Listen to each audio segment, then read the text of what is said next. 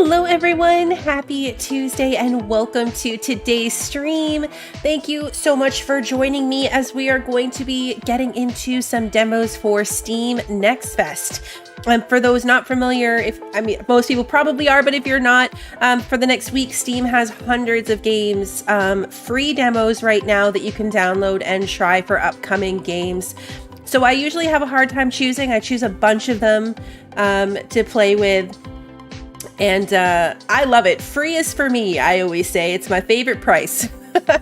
So I usually have a ton of them that I just try because, they might be good. They might not be my thing. Some of them are definitely not up to like release standards yet. But you can try it risk-free. I think I have like 20 that I earmarked from this Next Fest, ranging from like things that I already had on my wish list to stuff that like I've never heard of before, but kind of want to look at. So the three today are ones that I've had on my wish list for a while. So I was really excited to see that they got demos that we can try. So I'm starting strong with the ones I was looking like really forward to. And we're going to go from there. So for anyone that's never watched me do these demo streams before, some demos are very short, some are long, some games are for me, some aren't. So there'll be a countdown. We're going to do an hour per game. Sometimes the demos don't even make it that far. Sometimes I could play a lot longer on one, but I want to show off as many as I can and that I'm interested in. So I picked 3. There will be an hour countdown, and then we'll shut it down and switch games and start the clock over. So we are starting with Gord. Let me jump in here, and then I will say hello to everybody before we actually start the countdown. Timer doesn't start till we start playing. Bran, Eddie, good to see you. Ali, welcome. Kevin, Phantom, Christy, Sarah, Renegade, welcome. Good to see you guys. Let's see. Little lady, thanks for lurking. Good to see you. It was a lot. 20 was a lot. I think I had like 6 or 7, and then I went down a rabbit hole of like a ton of different city builders that are all like variations of the same kind of thing.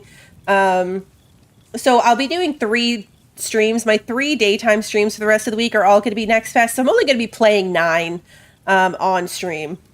And some of that 20 was like, there's a puppy game.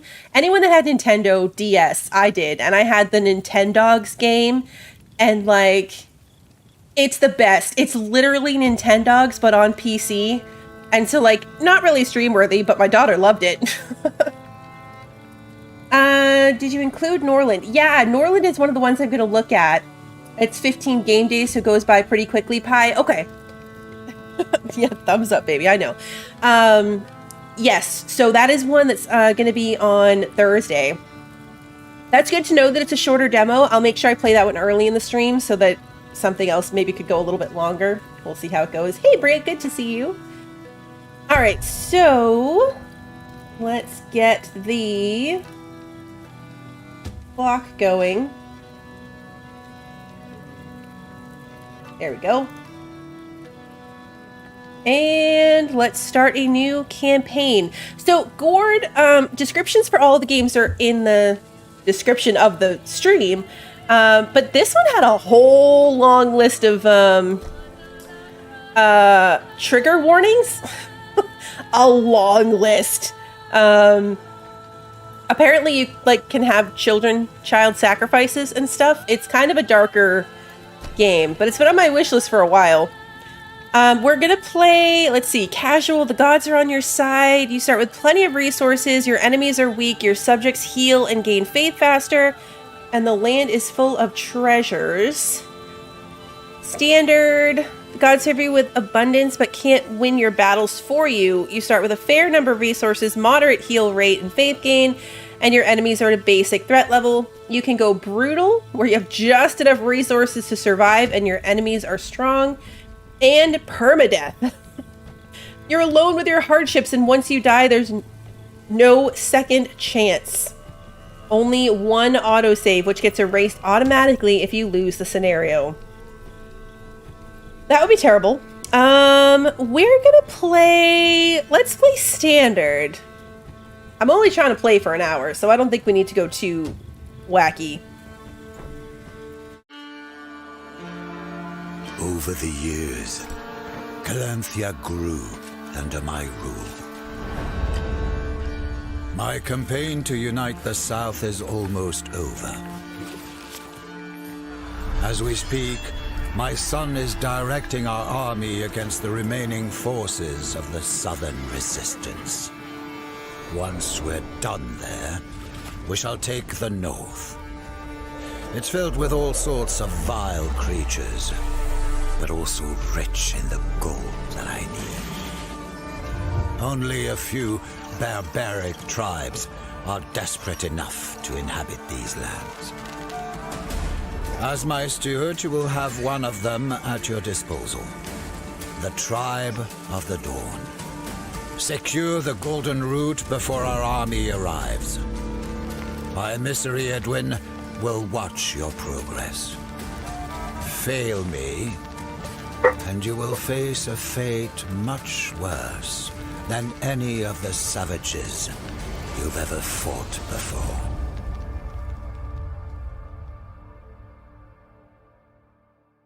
I love that Renegade and Ricky were both like immediately went to Fallout 2 references. The Tribe of the Dawn was always a humble community of Dabo worshippers. Their elder, Bogdan, is neither a warrior nor a strategist. When the Calanthians came with their threats and promises, they had no choice but to obey. They agreed to guide them through the Lazatian forests, hoping for peace and survival.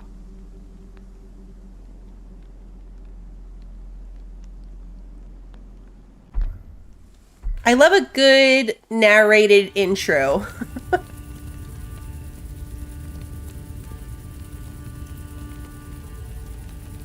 Here we are, steward. No wonder our king chose you for this mission. You're more than worthy of this disgusting land. Are you sure we're in the right place? Where is that meek old coward who calls himself a Welcome, my lords. I am Bogdan, elder of the Tribe of the Dawn. I will guide you through the Lazatian woods. But, if I may, where are your warriors? The king's forces will come when the time is right. Until then, we are your new masters. I don't like that As guy. pledged, my lord. My tribe will follow the orders of the king's steward. They are your people now. I trust you'll take good care of them. We will, if they do their work. Did they find a place to set up a camp? Yes, sir. Our scouts have found a good spot for our first Gord. A nearby pond should provide enough reeds and food to start a small settlement. Yeah, I don't like him. Alright, upper right controls, pause, play, speed, got it. Okay, so your typical, like, stuff. Move the camera left, right, up, and down. Q and E. In and... Was that a snake? My lord, Totally was. Please order our subjects to move. We should follow our scouts' footsteps. We are not safe here. Here you can see all of your living subjects with detailed information displayed on their portraits, such as their profession icon, health bar, and sanity bar, currently hidden, and current modifiers. Does this mean they're tired? This guy's got wacky hair. Is that hair or a hat? But, like, what's happening here? I wonder what the 6 and the 1 are.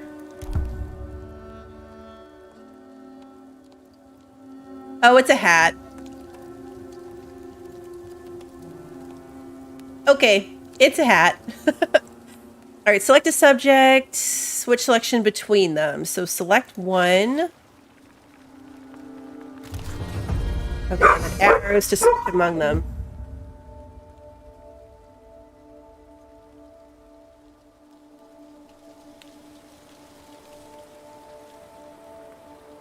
Sorry about that.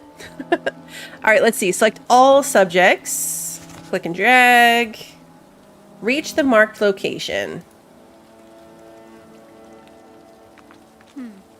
Oh, right-click to get them to move. Okay.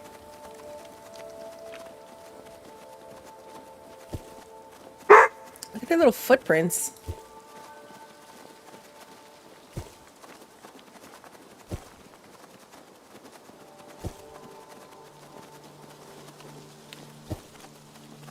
I could probably go way over and, like, make them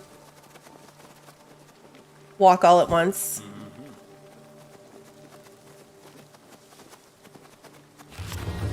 Wretched wolves. Those are the bodies of our scouts. Uh-oh. There isn't much for us to bury, but it seems like one got away. With Dabo's help, he'll find his way back to us.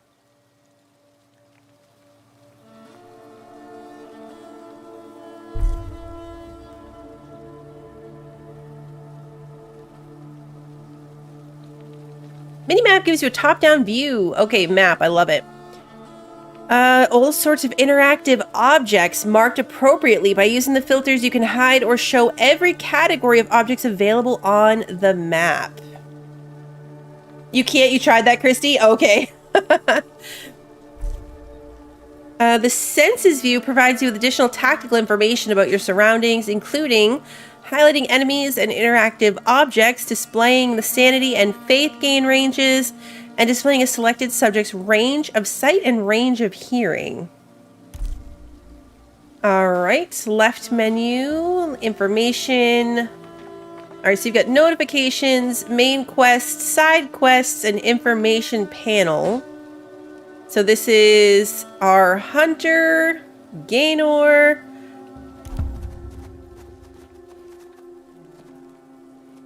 Mere wolves have killed a group of our scouts. Oh, look, they're like talking. Okay.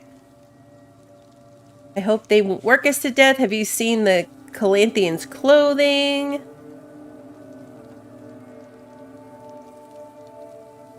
Thought we were waiting for an army. They're like having little discussions. That's so cute. Hey, Miss Wildstyle. All right, let's see. Reach the ponds. We don't get to like loot it or anything. Maybe we could have, and I just didn't.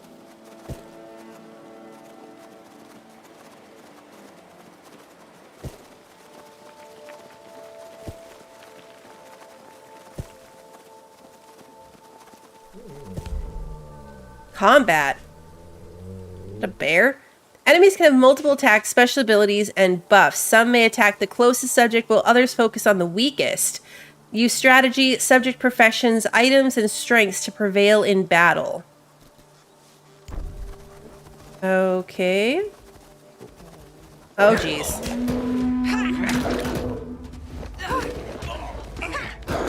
Does everyone have weapons? Because I'm using no strategy right now.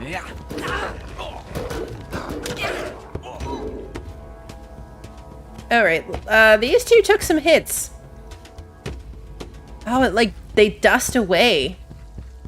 We don't even get, like, food from it? Alright. Not that I feel like eating wolf is, like, a good thing to do. Funny.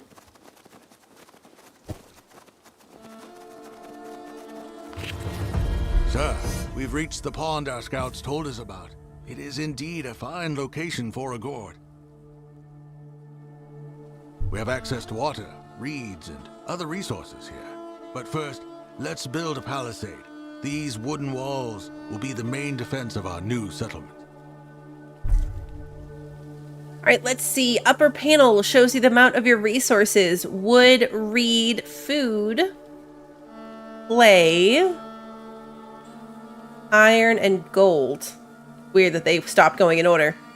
It also shows the game's three main parameters. Gord's growth, Gord's sanity, and Gord's faith, which will be explained later in the campaign.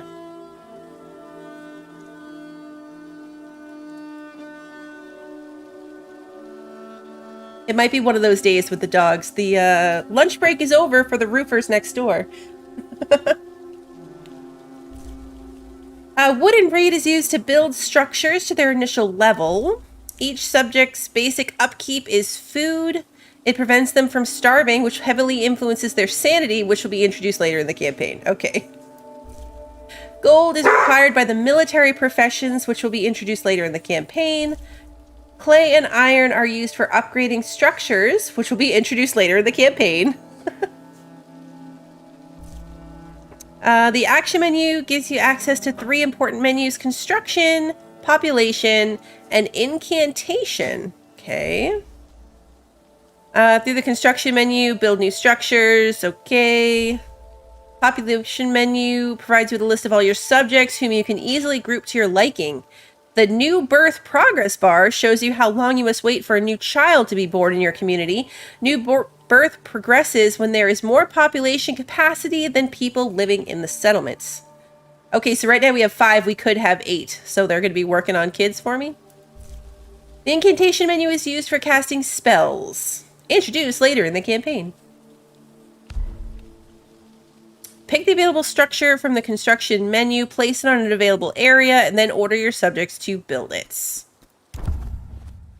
This is interesting.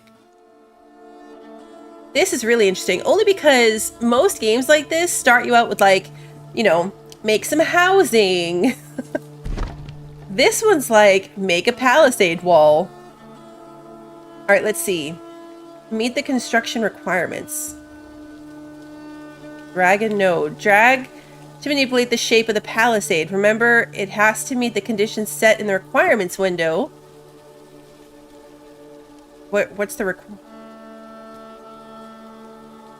Oh, I see. Okay.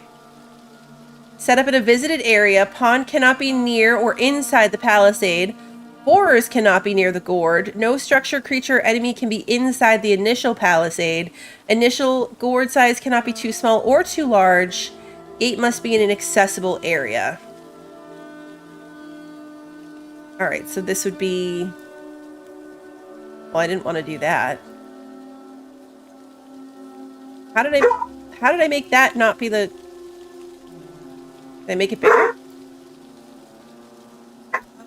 This goes up.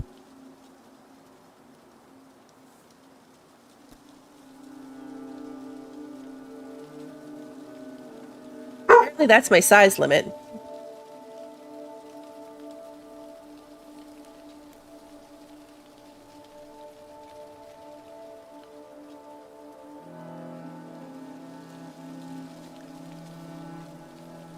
Alright, so I guess that's a limit. That's as big as we can go.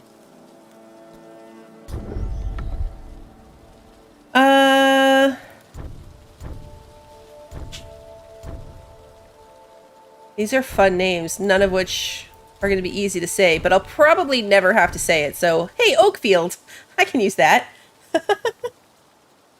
I can do that. Hey, Pat, good to see you. Hey, Bender.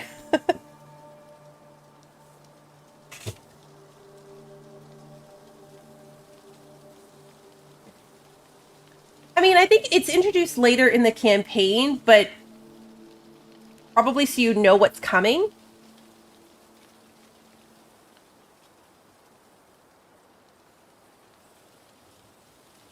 You kidding? Sorry, guys. Daisy just took a trip under my desk, managed to get herself completely tangled up in my headphone cord, and then yanked my headphones off my head. We're having a great start today. Great start. Alright, are they going to build it automatically now? Yeah, there they go. Okay, they're doing their thing.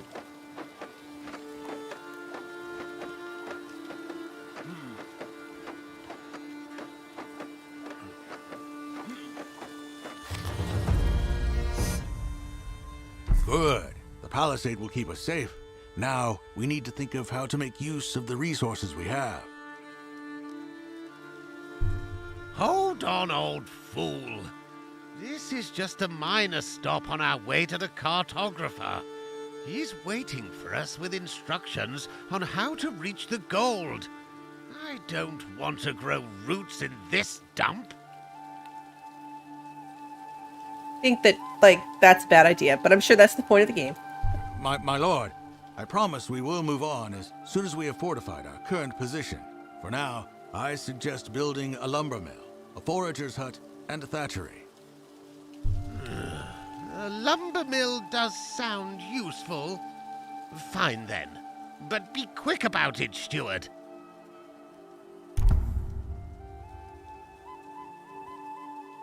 Brand, you wish those builders were building your house? That'd be nice, wouldn't it? Okay, so construction, lumber mill.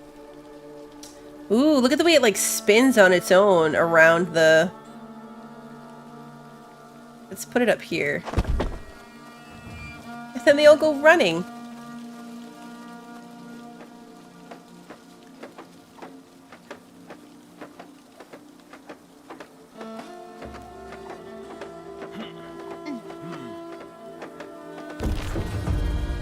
Professions. Determine what adults can and can't do.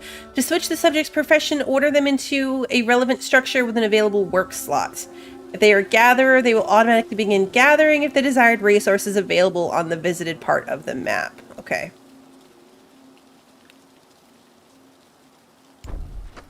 So...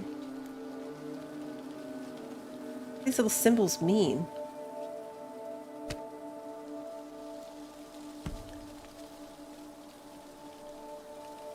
Clay worker. He's the hunter, obviously. Iron miner. Scout. And wheat farmer. I mean, none of these people... I guess iron?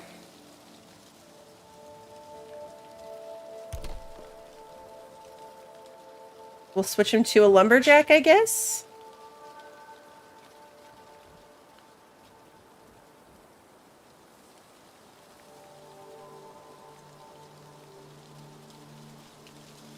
Right click. It's right click. And now he's a lumberjack. Can you tie the dwarf to a stick and use it to lure and ride the giant bear? I mean, I feel like he'd go well there. All right, and then... all right, it's going to make us finish this before we can move on to the next part. We gotta slow down, follow the tutorial. I mean, you can be a lumberjack too.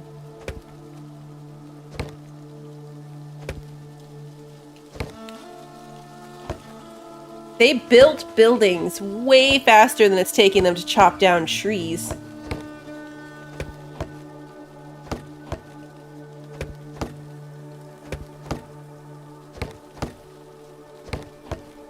Hey, Chill, good to see you.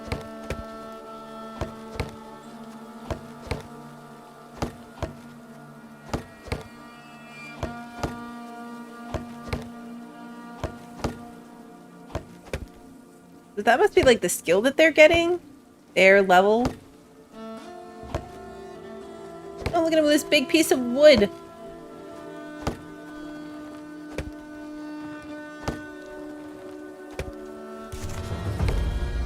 You know what? That is actually probably one of the... that is probably one of the more realistic animations for something like this I've ever really noticed in a game. Like, they put a hook in it, dragged it over there, laid it on the thing. Look at, like, they put the little hook in and drag it to where they're going. They bought the buildings out of a catalog. It was flat packed like IKEA furniture. And now there's only one of these, so they have to, like, wait and take turns. All right, anyway, build a thatchery. Our sister hasn't done much lately. This one's big.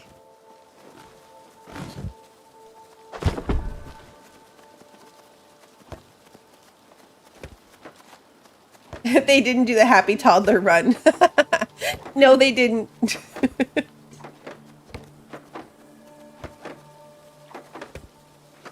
No, they didn't.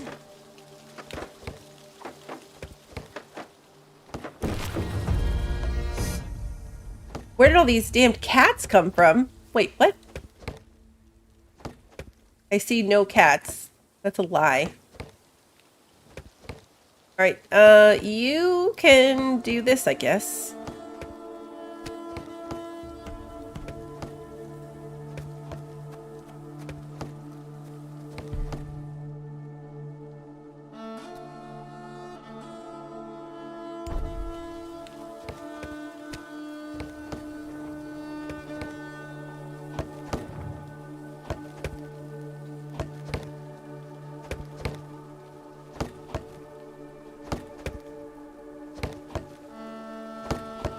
The dwarf is like here, but not here.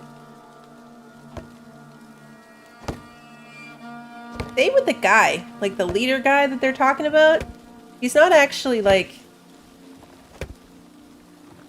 in here. What was his name again?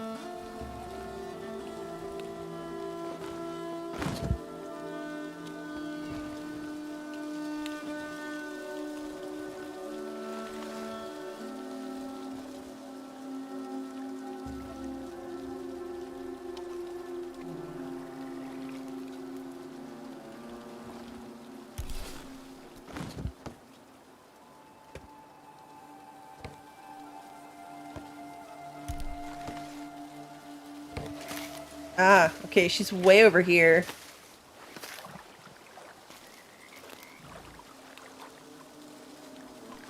The palisade doesn't look like a palisade, more like a very tall wattle fence. I mean, they did throw it up really quickly. Hey, Dylan, good to see you.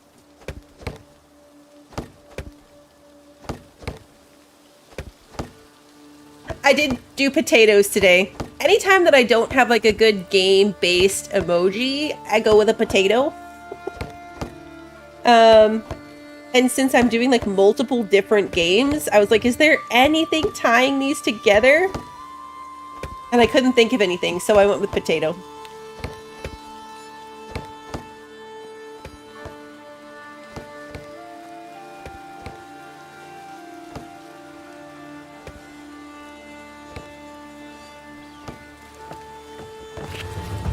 Like tossed it in there.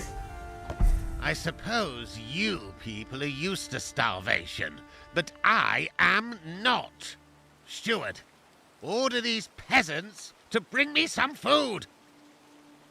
This guy. Sire, if I may, our people had some rations saved, but we will run out soon. We really need to start gathering food. Your subjects need to eat. Hungry people lose sanity quickly. Food can be obtained by certain professions through trading or found by exploring the level. Build a forager's hut. These really are big buildings. Can I rotate it myself? Yeah. You and E rotate it.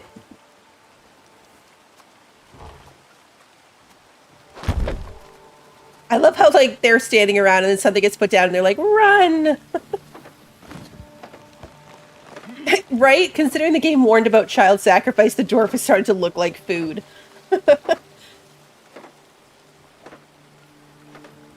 Hey, Chuck, good to see you.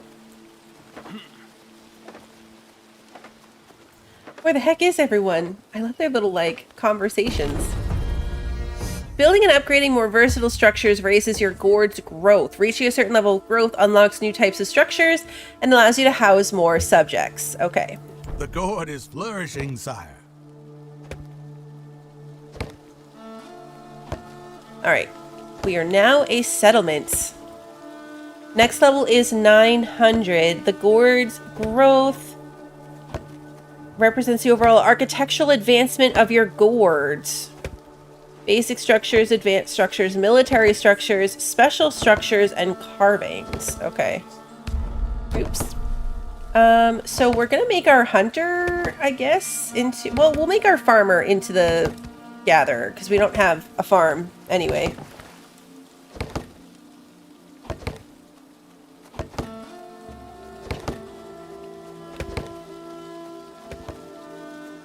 Oh yeah, that looks like there's some food here. They're gonna pick up some mushrooms.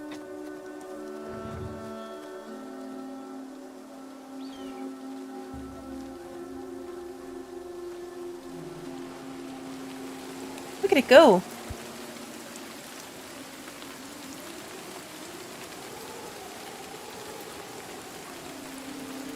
I love that. So it's showing like how much is going in her bag versus like how much is left in this section of food.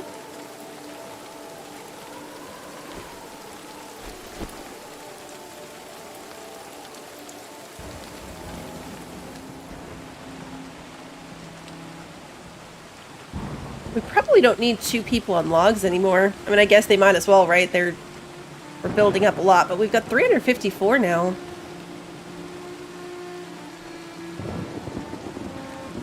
We can hold a maximum of 500. People will eat properly prepared mushrooms, fish, game, and wheat. Sire, thank you for providing us with food. Even though starvation won't make us bleed, it will weigh heavily upon our subjects' mental state. If we neglect their sanity, they will flee our rule. Insubordinance like that should be punishable by death. Feeble minds. In Calanthea, I know, it's always mushrooms. we would give our soldiers some wine to calm their nerves before the battle. My lord, we don't have wine here, but we do pride ourselves on making a great drinking mead. Mead, you say? That doesn't sound too bad. However, the basic comfort of staying within the range of a torchlight helps a lot in our sanity regeneration. Our scouts can provide light to everyone venturing outside of the palisade, but I would recommend to build both a meadery and scouts tower. Okay. Yes, yes. But let's start with the meadery, shall we? Of course, we're going to start with the mead. Mead first. All right, sanity level 3, anxious currently. We're 5% to a new birth. Okay, so food supply has us going up 1 sanity. Subjects in torchlight, healthy subjects. Meadery and carvings, so nothing. Burials, nothing. Subjects in darkness is -1. So subjects in darkness is pretty much crossing out subjects in torchlight. Wounded, subjects lost, military not paid. All right.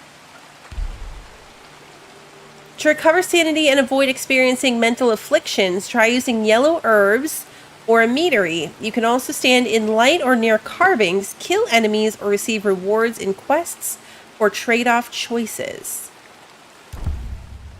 Okay, so let's build.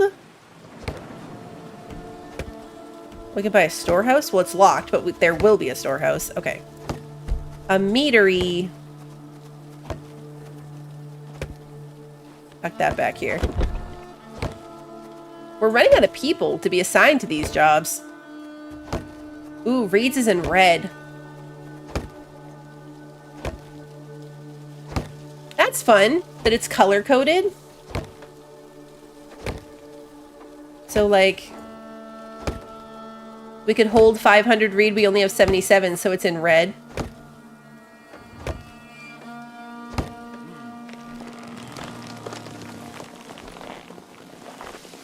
They are going to have to learn to multitask.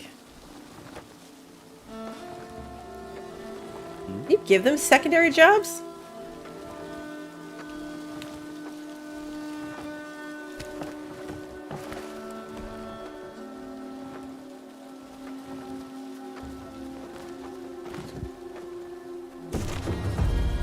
Quest finished. Assign a subject to the meadery. Okay, so we only have Gaynor left. Torchlight. Torchlight allows you to spot enemies in the eternal darkness. It also prevents your subjects from losing sanity. Make sure that they don't stay in the dark for too long. Build a scouts tower.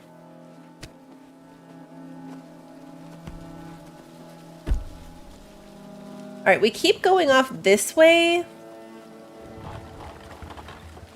So I'm going to say scouts tower here. And then we're going to have to pull a lumberjack off and put them to scouting. Somebody had that originally. And I don't remember who it was. But I don't think it matters either. Technically.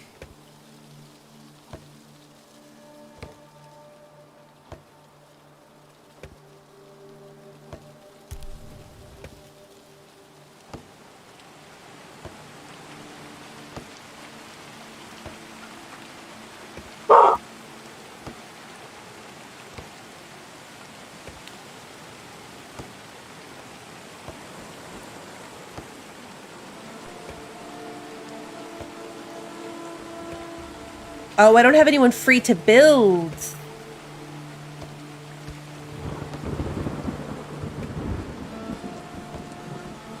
Ah, okay. I was like, why aren't they doing anything? Because they all have jobs. The confidence of the people surges.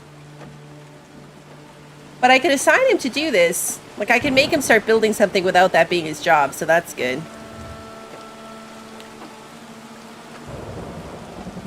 I didn't actually look at what these were. So red is enemies, blue is points of interest. Treasure is the orange triangles. The green are friendly subjects. That's our people. Structures. That makes sense. Horrors.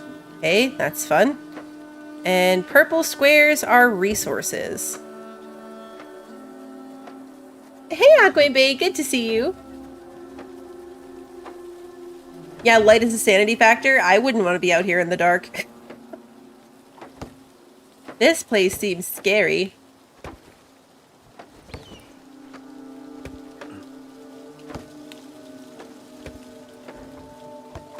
Yeah, purple equals stuff.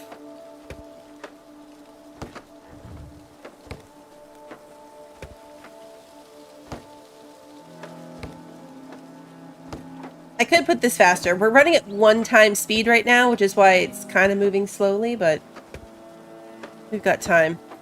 91 is still... Okay, so now you can be a scout. All right, old man. I know that hygiene isn't your best suit, but don't your people ever wash? Stuart and I could use a bath. He's so rude. Yes, of course, my lord. Our balia is constructed in a way not only to provide hot water, but also make the best use of our healing herbs to regenerate people's health. Huh? Heard that, Stuart? Order them to build it right away. Subject's health regenerates very slowly over time. If you need them to heal faster, use a balia, a red herb, hermit's services, or an incantation. Okay. Now they get bait if they get fleas. A balia. Okay. We can just afford that. We'll put the bathhouse in the middle. I still think it's odd that we're this far and they don't even have anywhere to live. They don't sleep. Tyrion, come build this. Deluxe baths?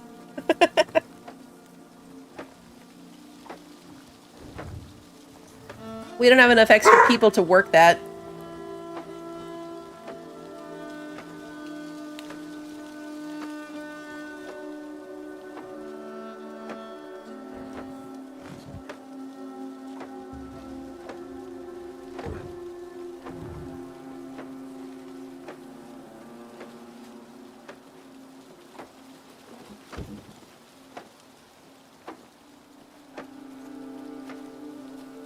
Now we're short on wood, too. Because we're building so much all at once. 21 reeds is not great.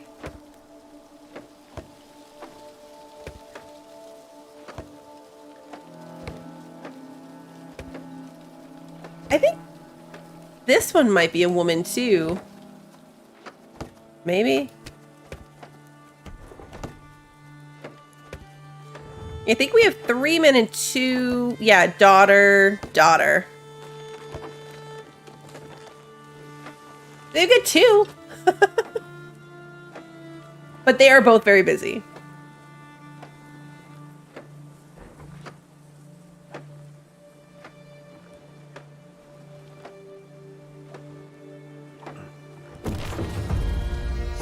The hat definitely throws it off.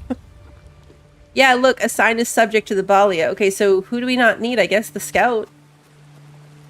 We're short on resources. I guess technically we're pretty good on food, but it's always a dangerous thing to take someone off food. Some familiar tracks. We should search this area of the forest. Maybe, with Dabo's help, we'll find the scout who fled from the wolves.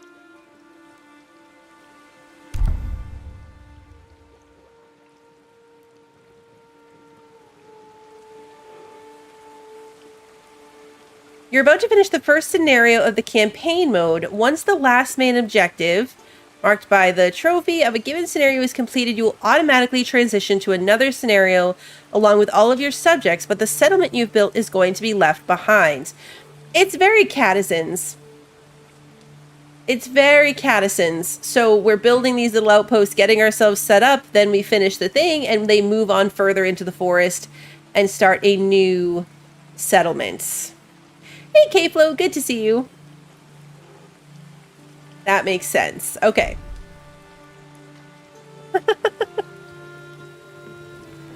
You know what? Maybe it is deluxe baths because he's having a bath. Track the scout. With like one person, I guess? What could go wrong, right? I'm sure it's gonna be fine. I know, when you mentioned the fleas, I was like, oh yeah, like in Catizens, but this is definitely Catizen vibes. Right down to like people in cages that we have to go rescue. Oh no. Nope. Nope, nope, nope, nope. Run away. Rodman, no! No, run away! I don't think he can run fast enough. And, yep, what was I saying about Catizens vibes? Because that is this.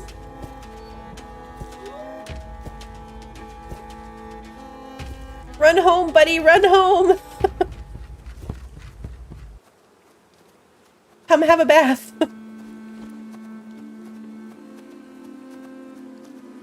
Uh-oh.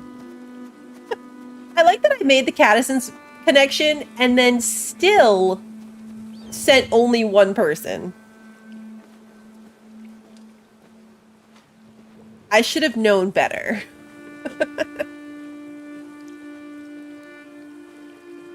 Now they're sharing a bath. It's great. All right, so you don't need to actually be in there. Guard subject. We probably need to send at least... Kill one-time legendary wolf. It's very on-brand, Corruptor. It totally won't happen again. Totally won't. I'm thinking, I don't know, do we just throw everybody at it? What's the worst that could happen? Everyone dies?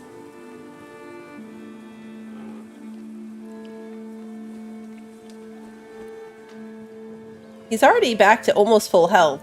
This bath thing is great.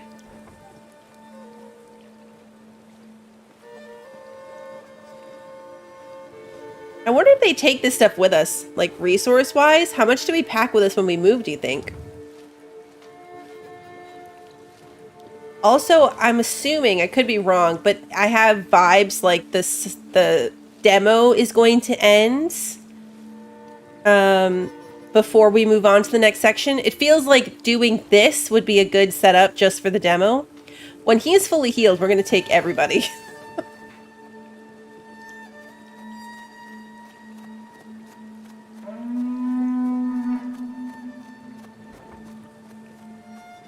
At least if we get the scout back, then we'll theoretically have 6 people, right?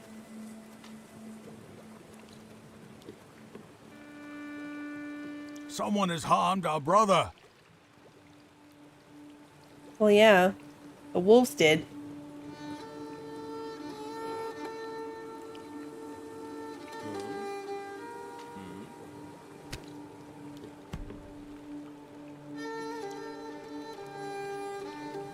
How did I...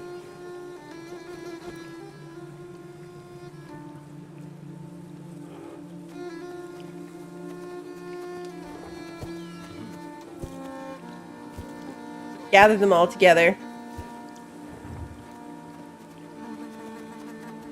Everybody in.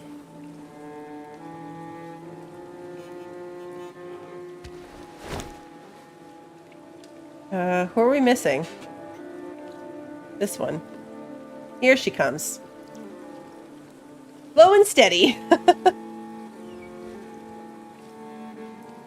Slow and steady. Hopefully there won't be one you can't control, like that one type of cat in Catizens.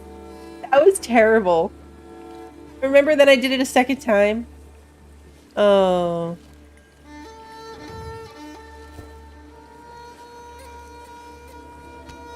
There we go. All right, now all of you come out here.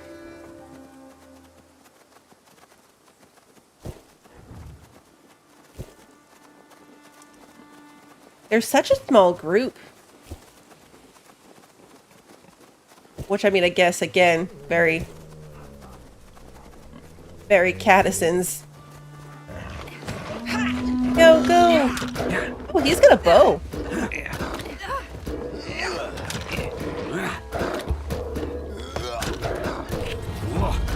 Go, guys, go!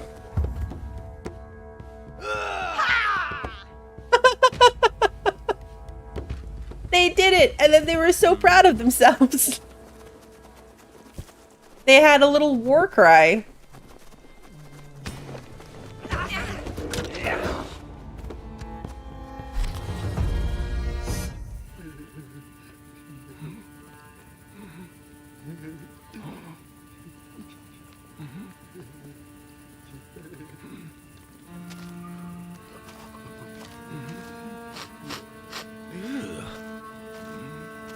What is he blabbering on about?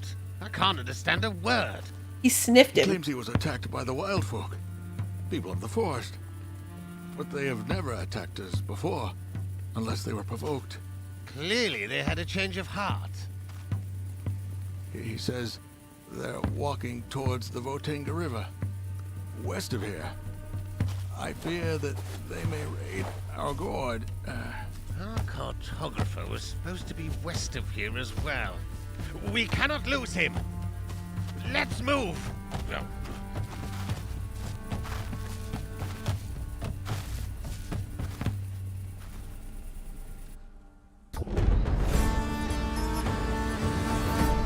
Yay! You led the first steps of our people to these hostile forests.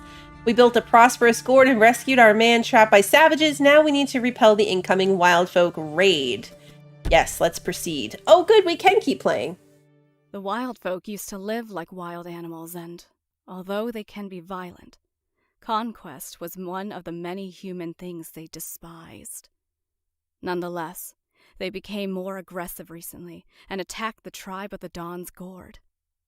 I wonder if they are doing this to praise Velis. Okay, before the start of every scenario, you'll get the chance to get to know your subjects' bios, strengths, weaknesses, experience levels, items, etc. Once you get a sense of who you'll get to manage, it's best to provide each member of your team with a unique name. Oh, it is so similar. Okay, cool. So we get to pick more people? All right, so these are our regular people. Starting profession, health, sanity, faith. Fasts in forest, weakness is lazy.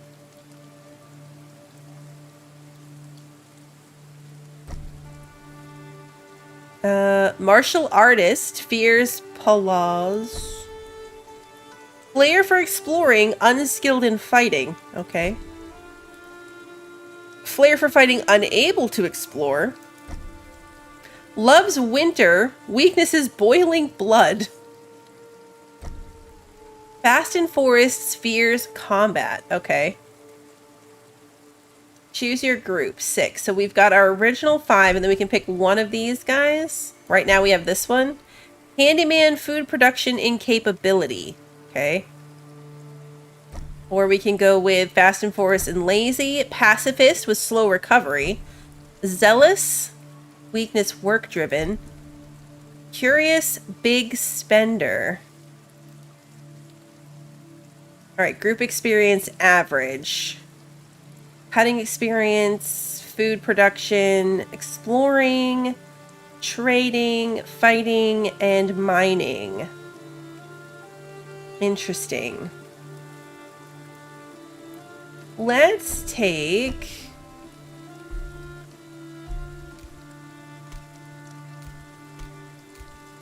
I want to see if this changes anything. It really doesn't. They're all the same. Conway seems good. All right. Oh, this is their individual experiences. Plus 25% gold consumption. Maybe that's not great. Curious, plus 100 sanity after using a POI. I don't know what that is. Fears Palaws. Minus 1 sanity when a Palaws is in range of sight. Alright. Well, sure. Let's go with it. My lords, the wild folk. They've attacked our Gord. Hurry now, or there will be nothing left of our home. Weapons at the ready! Breached. If a palisade section gets destroyed or if an enemy gets inside, the Gord is considered breached. While this lasts, your subjects will focus on fighting enemies and won't be able to use any structures. Whenever a breach happens, time is automatically put on pause. Please note that you are still able to issue orders during a pause. Take advantage of that. Use play to resume the time flow whenever you're ready. Oh, good! It auto-pauses when something bad happens. Auto-pause when something bad happens. Okay.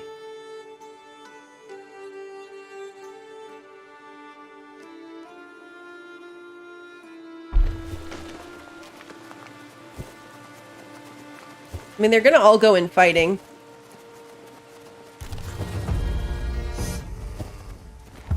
Oh, these guys look mean. Wildfolk warriors. We look vastly outnumbered here. Maybe not, though. They were already low health. Dear God, so much destruction. Those savages dared to destroy our king's property? Sire, this is unusual. The wild folk are not our allies, but they were never desperate enough to raid a fortified Gord. Something's changed.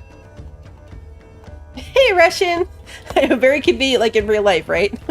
That doesn't matter, you old fool. They will pay for their insolence. It does matter. This guy's awful. Of course, sire. But now we need to focus on salvaging whatever's left of our structures. We can repair the damage and clean up the rubble, and reuse whatever we can.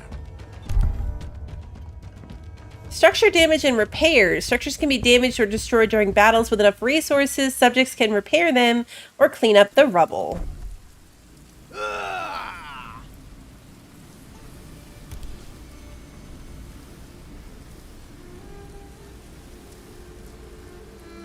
I don't want to work on it. I want them to fix it.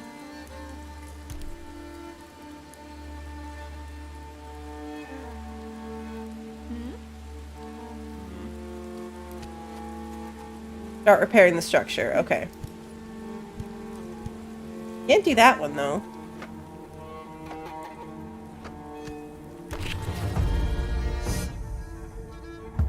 Oh, well, no, this one does have the thing.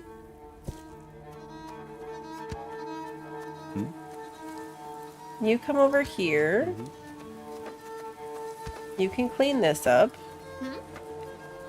You can clean this up.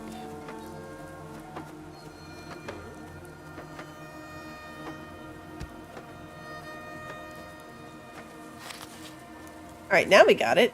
Maybe? There we go. Okay, we got it. They're doing it.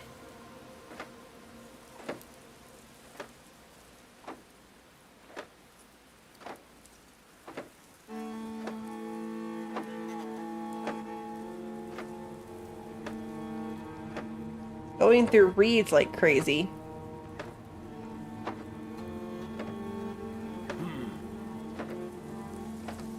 It's funny that, like, we're apparently moving west, but it feels as if we're moving east.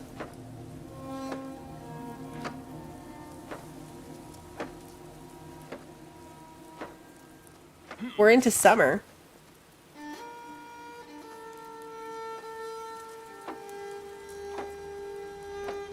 Can you come help?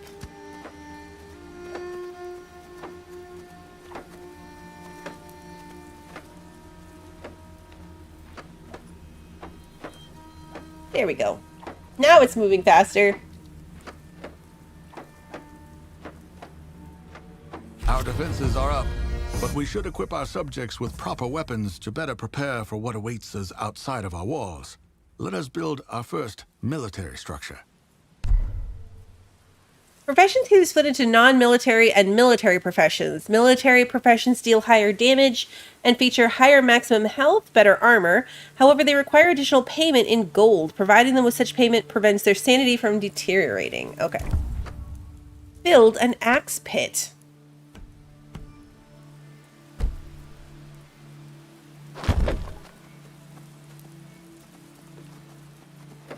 Pretty low. We should probably...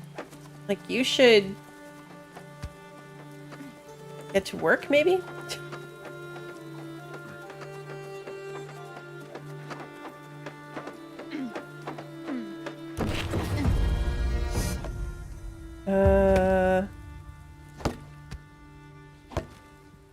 We go do some thatch. And you can probably go get some food. And then you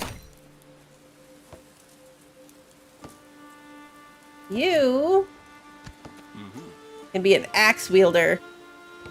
That's good enough. Let's search for the cartographer. He was supposed to lay out the best route for the gold transportation, especially across that damn river. My people have seen this Calanthian a couple of times. Supposedly, he has surrounded himself with traps. Be cautious when you approach his hut. He lives in a hut surrounded by traps. Find the cartographer's hut. Okay, you guard this guy. And then both of you are going to come out here. See, look, we're bringing a scout and our axe guy, and we're going to go look with just the two of them. But I feel like they're the two most likely to be okay about that. He is supposed to be like, you know, carrying the torch for this guy. But he's a lot slower. Oh, maybe not. That's a lot of wolves. These are my strongest people. They'll be fine. They'll be fine.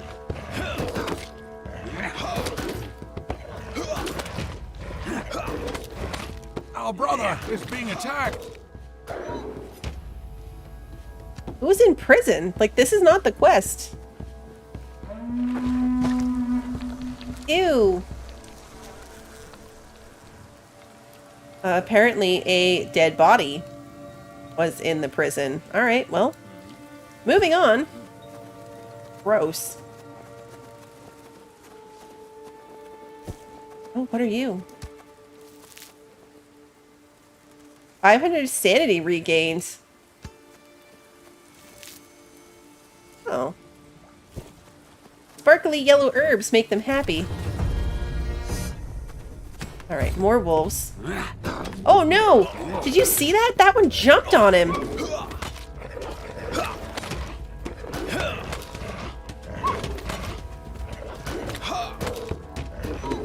That animation was amazing. The wolf, like, pounced on him and knocked him down.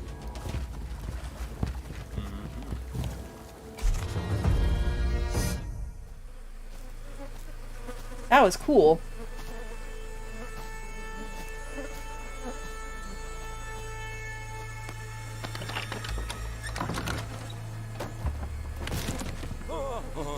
Ogden, keep your people in line. Why did he flee? The poor soul already suffered so much. Seeing a body mutilated in such a vicious manner, you would think that living here made us indifferent to such views. But it always takes a toll. Your barbarian minds are weak. And this corpse belongs to yet another of your scouts? No, sire. Judging from the robe, I believe this is the cartographer you were searching for. Cursed lands. Ah, forget him. We need his maps. Search the hut. Search this cage. Search everything.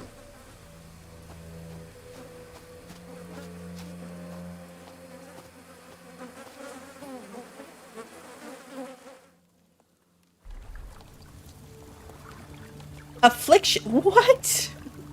Afflictions. If the subject's health drops to 0, they will experience a physical affliction that can be healed by a hermit. If their sanity drops to 0, they will experience a mental affliction that can be healed by a witch. Oh wait, so their health can drop to 0, but they don't die? Sire, we have found the cartographer's notes in his hut. Does it say where to cross the river? I believe it does, my lord, but the marked route requires crossing the nearby swamps. It's a very difficult and dangerous area. You dare to question the expertise of a royal cartographer? If he marked it, that's where we're going. I mean, the royal cartographer didn't meet a very good end. So maybe he should be listening to the people that know what they're doing. Follow the plan, steward. We've wasted enough time.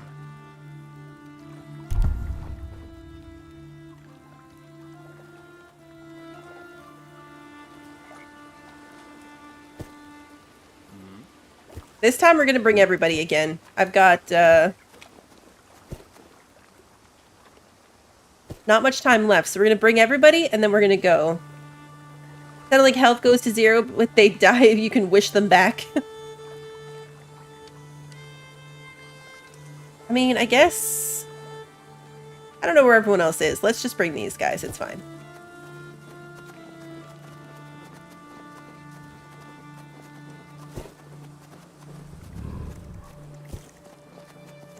If they die, they die. We're out of time as it is. Ignore the wolves. Oh no, it jumped on him again. Alright, fight the wolves.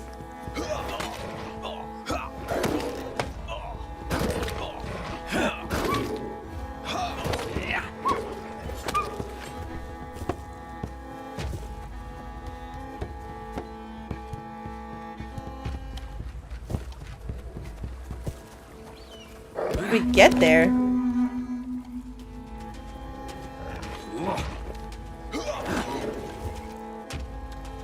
Can they walk across? Oh, they're gonna go around. Okay. I got it. They're gonna go around. Hey, Nicholas. Good to see you. You think you're gonna give a... I would definitely... I'd recommend it. This is why I love Next Fest. Hey, Allie.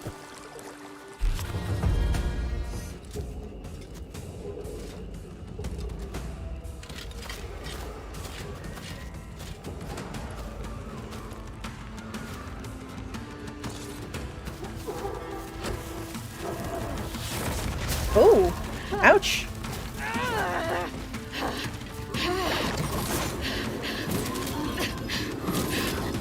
You! Don't just stand there! Help me! Are we gonna get our own witch? Oh, they're totally gonna die. Their health is already too low for this.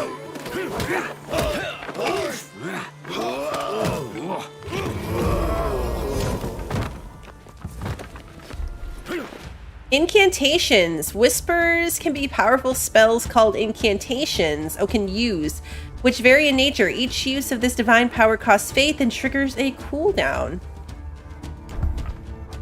Alright.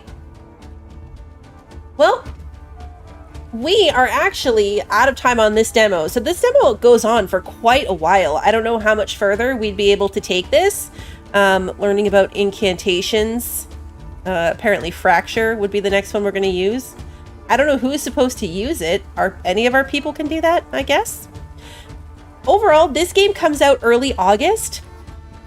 I had a lot of fun with this demo. It's really interesting. The graphics of this are really good. The way that they animated things like cutting the wood and like dragging the logs around was really cool. I like the way that the wolf attacks would like pounce on them and chew on them a little bit.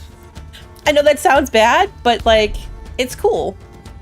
So we are gonna go, I don't care about saving because if I come back to it, I'll start further back. All right, so we're going to switch over.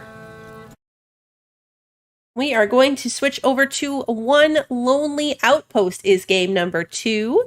Don't mind the little intermission here while I get the game loaded up. This is taking us in a completely different direction. Let's see.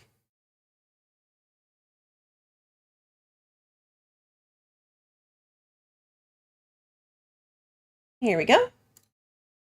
And another hour on the clock. Perfect.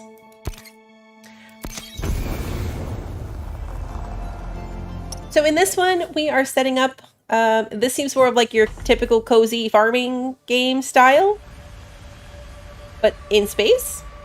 Or like, not in space, but we'll see.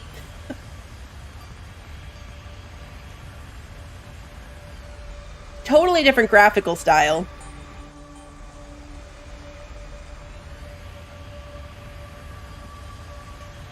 Look at the stars. I like the stars. They're all such pretty colors.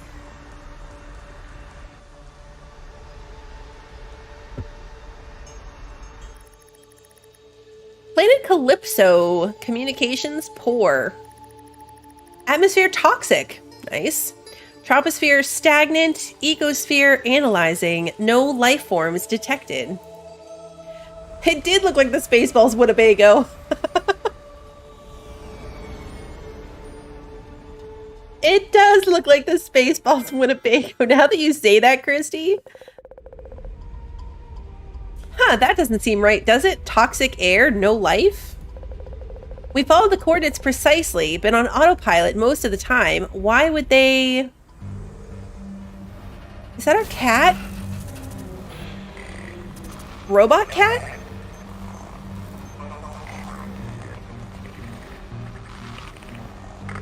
Our robot cat is freaking out?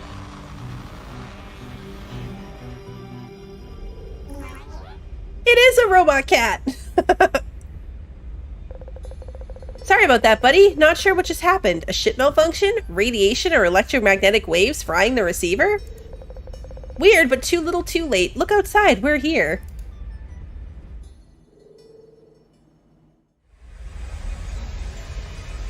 Ooh, look at the gems.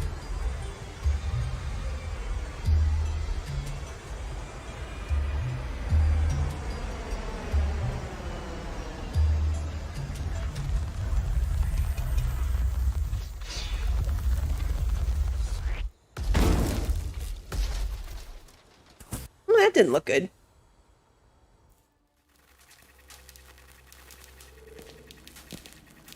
Oh, cat. It was a bit of a rough landing, but at least we're both still intact. Oh crap, the terminal's broken. We can't buy supplies until we get it fixed. We'll just have to figure it out later. Anyway, we made it, QWERTY, our new home. Well, we're here for better or worse. The PGP better pay for any damages the Astrobago has incurred. It's called the Astrobago. Bago, Astrobago, like Winnebago. I think I'm pronouncing it wrong. I read it, I saw it, but I didn't pronounce it wrong. Okay. We've come a long way, but hopefully it will have been worth it. The PGP wouldn't send us all the way out here if we were a complete waste of time, right? Don't answer that. I'm trying to stay hopeful. Well, whatever happens, at least your tracks will be right next to my footprints. So let's go and see just what the PGP sent us here to do.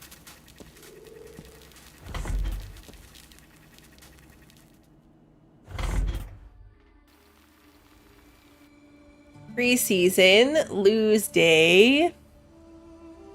One lonely outpost. All right, Z matter manipulator. Okay, X is mining laser. C is spray, V is gust. Oh good, they're all listed here. I was like, I'm never gonna remember that. They're here. Tab is Omni Tools. Use Omni Tool, hotbar item, interactor action. Okay. So we scroll through. What are we supposed to be doing, though? Let's...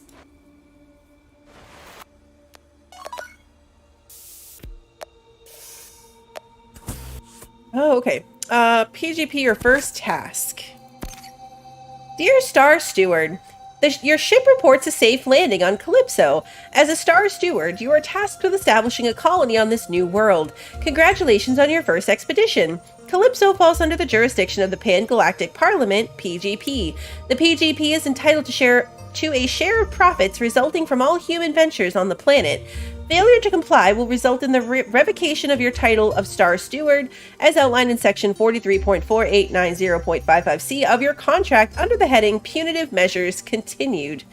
We will provide resources to ensure that the colony on Calypso flourishes. For instance, we are giving you an Omnimnac, which gathers information about flora and fauna you may encounter on the planet. It updates automatically as you interact with the environment. Your first task as Star Steward is to cultivate the land. All colonies need a reliable source of food. Research your surroundings and clear the area of debris in order to begin farming. Cool. The mining laser tool mines resources from rocks and destroys objects. The gust tool clears mounds of dust and sand, sometimes uncovering lost items. Ah.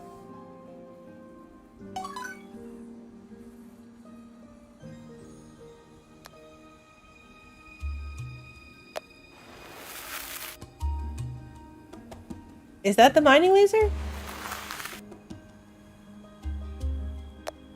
Ah, it's X.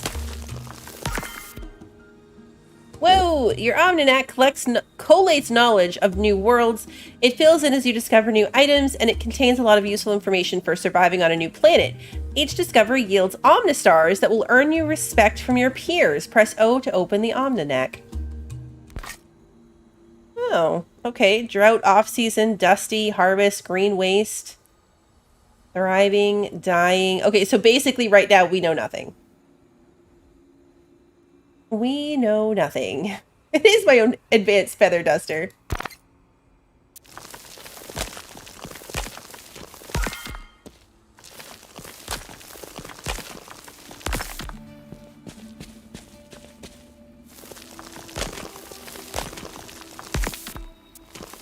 Lots of stuff to discover. Oh. Okay, gotta make sure your character's facing in the right direction.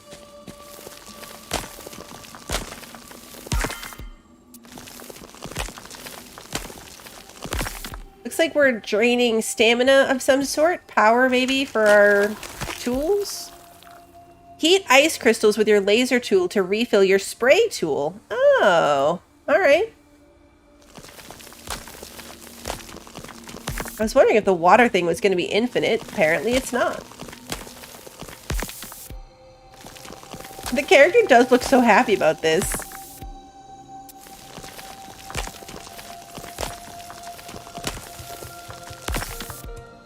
Like, is this water? No? Looks like it would be, but we can't get down there.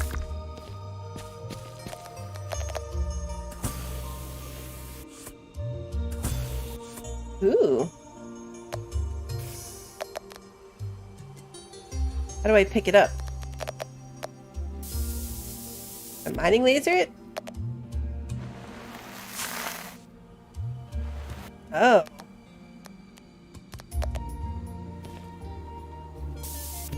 I don't know what I do with it. Ooh, right click. Got it. Right click. So this first one is what makes it farmable land.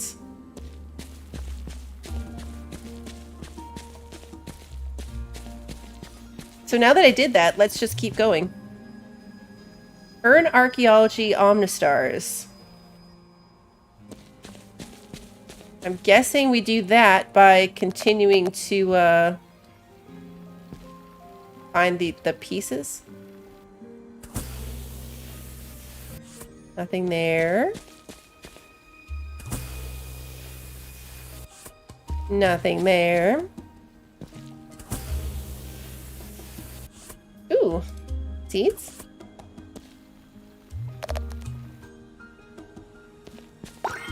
Oh, maybe you don't click it at all. Maybe you just walk into it. And the clicking thing was a coincidence. One more time for science. Let's see.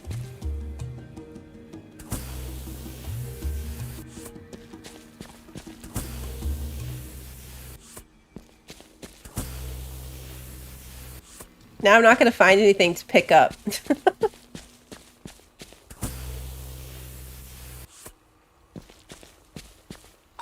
Okay, that one I had to click on.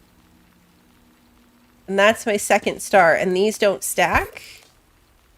Black box. Despite being old, beaten, and twisted by heat, this is clearly a starship black box. Every human starship must have one by law. Okay, looks like garbage. Hey, Michael, good to see you. There's so many games. There's so many. Too many.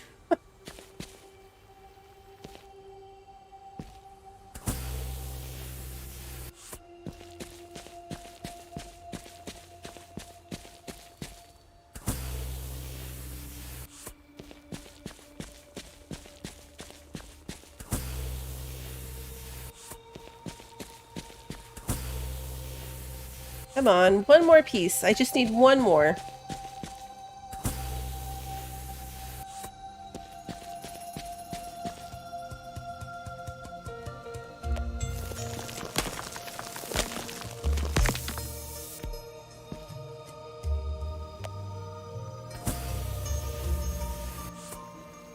I'm so tired, it's hard to keep my eyes open. Performing activities drain stamina, some more than others. The later it gets at night, the more exhausted you'll become. Sleep in your bed to refill your stamina and begin the next day. Okay.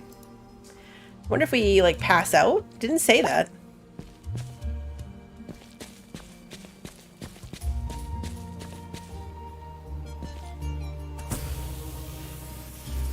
I love that, like, if you look, it's like an Iron Man hand. Love, that's what she's doing.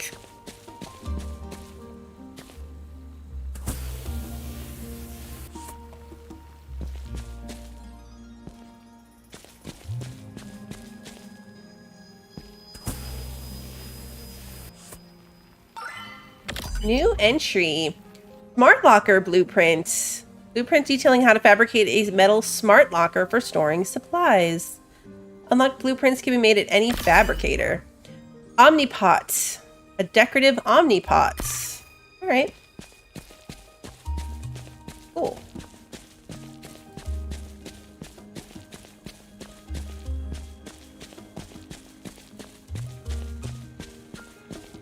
Uh-oh. Did I get lost? How did I get lost? Oh yeah, the bridge here. Okay. Is there a map? Kind of. Not a great one, considering it doesn't even show me where I am. It's not an ideal map.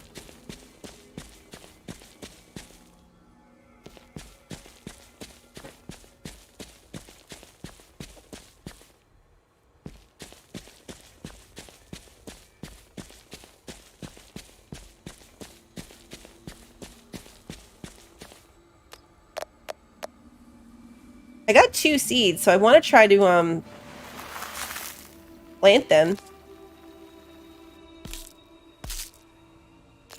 I have to water them then?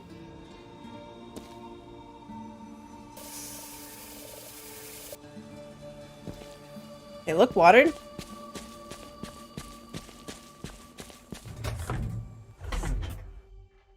How did I almost get lost already? It does not take long. I wandered away for a teeny tiny second. Alright, let's sleep. Products sold. Okay, so we got 1 biology point, 3 geological points, and 3 archaeology points. And our colony is 1. Which implies that eventually we can have a larger colony. I got a new delivery I need to pick up.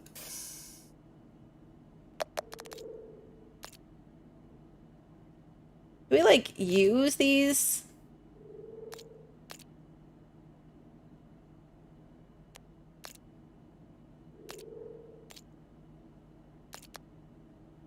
Somehow?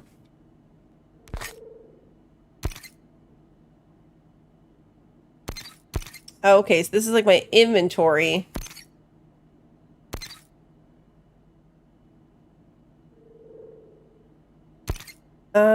In order to expand the farm and grow more produce, you'll need to purchase farming supplies. These can be bought from your lander terminal. To help get you started, we have generously provided you with a delivery pad and some basic supplies. You can find these basic supplies on said pad outside your RV. Remember that you must continue to expand the farm in order to stay on top of the demand for food in our growing colony. Should you fail to grow enough food, the colony will shrivel and you will be fired, starved to death, or both, depending on circumstances. P.S. You will be unable to buy supplies if your lander terminal is broken, but we are confident you have treated our property with care. Us? Have a broken terminal? Never.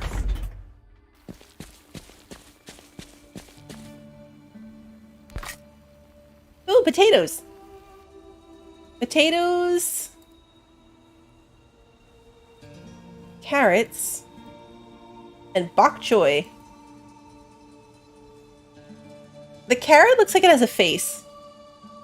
You guys see that? Is that just me? The carrot looks like it has a face. The other ones don't. We're not going to talk about the bok choy. The potato grows in any climate. But it looks like it is a fall. Fall plants. Winter plants. It's currently spring though, so I would think the arrow would do something here. Like there's an arrow. But the arrow doesn't move things. Alright, well.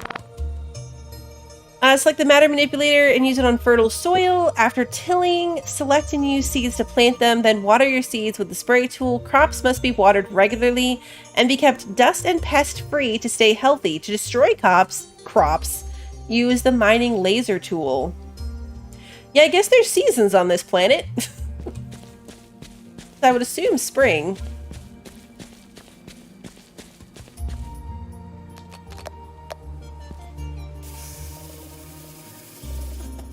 Why do they have question marks? Ooh, because I researched it. Okay.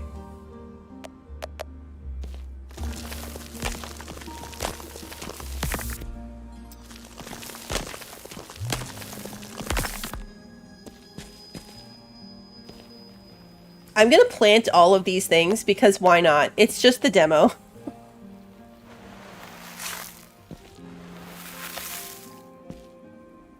Oh man, I'm really bad at that.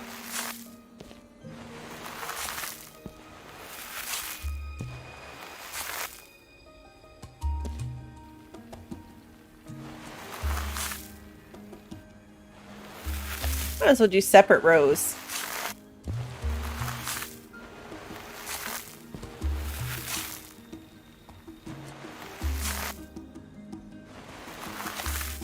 Alright, well now I backed myself into a corner. We need to mine these rocks. Oh.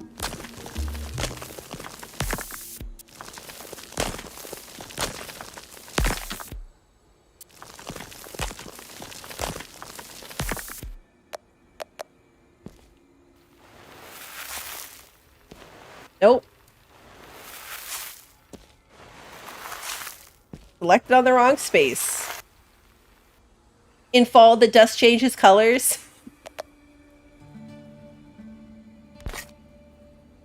Alright, so I need to put these on my hotbar.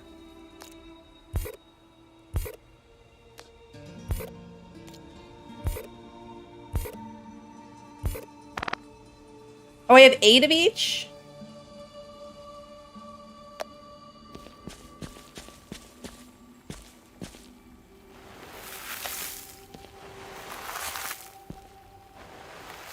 I thought I had 6 of each. I didn't make my rows big enough.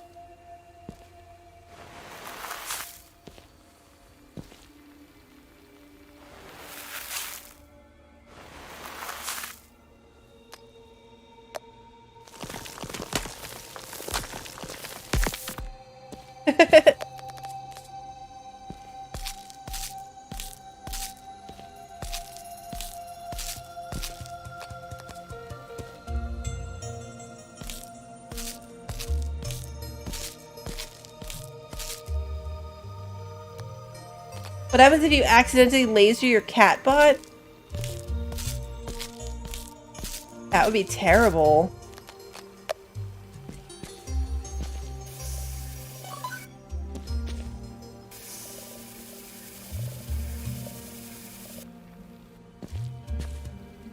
Balanced meal. Oh.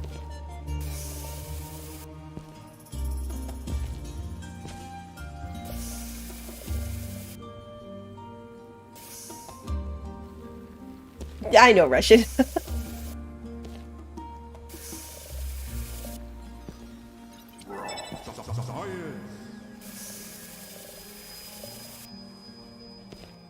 I know. I was just thinking that, Sarah.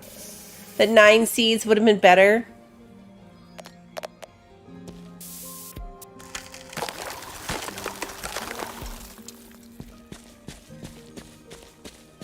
Research coordinate. Okay. So does that mean I'm hungry?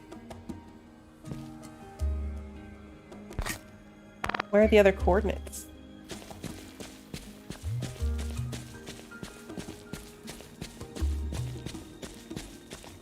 Survey the farmstead. That was coordinate 1. Do we really just have to stumble upon it? Like, the map?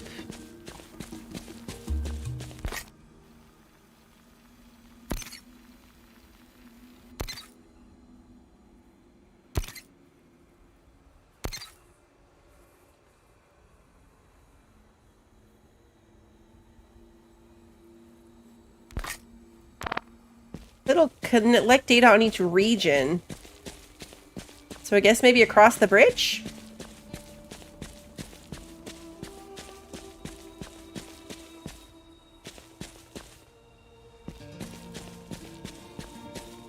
I wish they showed up on the map. Oh, there's one.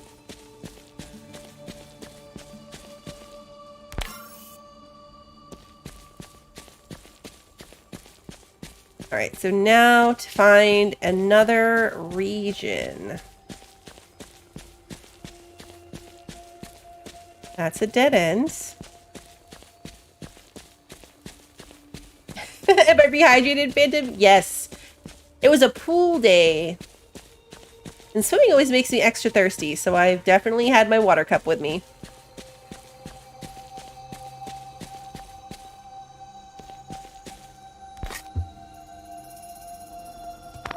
Definitely looks like there should be other directions you can go.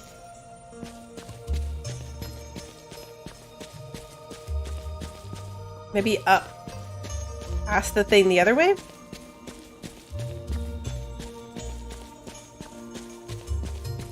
Oh yeah, there's a bridge here.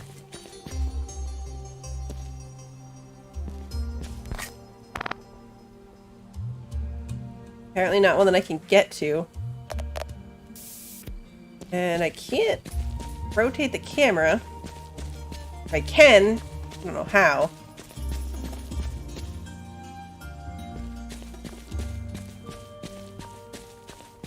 That doesn't appear to go anywhere either.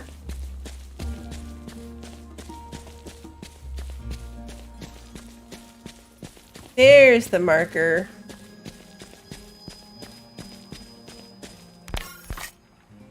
Okay, so now that we found the coordinates, this is where we are.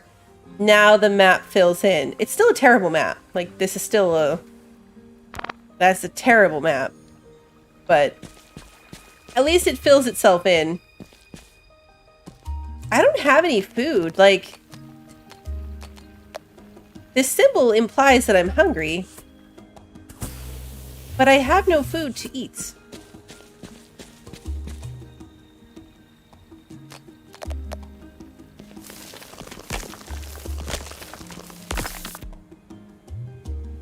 Like, what is that? Copper ore.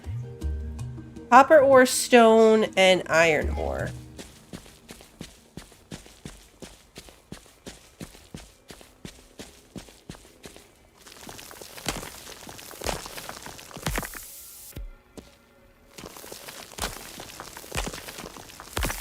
It is better than no map, and it does show me where I currently am, so that's good too. Could be worse. Like, Graveyard Keeper is okay with its map, but it doesn't show you where you are, and sometimes that's what I really need to know. Is where I am. How do we fix this thing? Oh, is that the cat's bed? Nope, I didn't want to go out the door.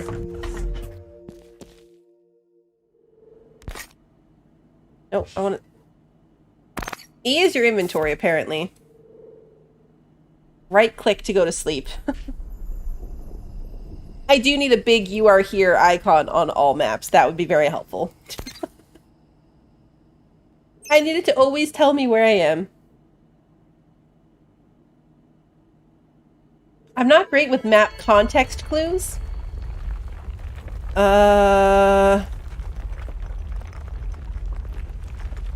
It's an earthquake. Worried beep. No. Yeah, E is inventory. Oh, alright. Well, now we can go that way. What is this? Looks like we can cross over now. I wonder where it leads. E for everything you're carrying? Maybe. Relaxation area. Survey the nearby canyon.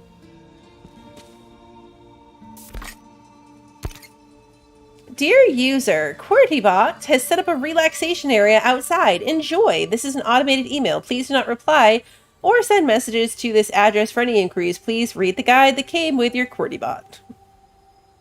Okay. He made us a relaxation area. What's this thing? Is it a TV? Alright, let's see. I brought some nutrient paste with me. It's in QWERTY's storage unit. To access it, I need to talk to him, then open his storage to get some energy back. I should go get some of the paste and eat it. To eat food, select it in the hotbar, then click on the player's character. Oh, that's where we get food.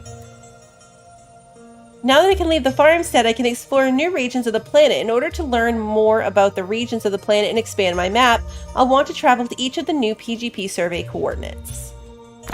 Alright, so let's talk to the cat. Open chest. I didn't even know he had a chest. If you do not eat, you start the next day tired. Eating food restores stamina and can provide bonus effects. Until you can harvest crops, you're stuck eating nutrient paste. To eat, select and use food from the hotbar while hovering over the character. Oh, I see. So that hunger section was like we could never be all the way full on stamina because we were hungry. Got it. I get it.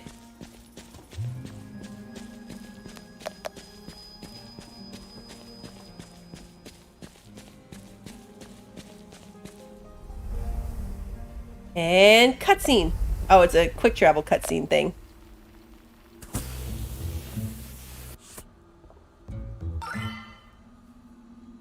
New entry. I gotta figure out what to do with that stuff. What are you?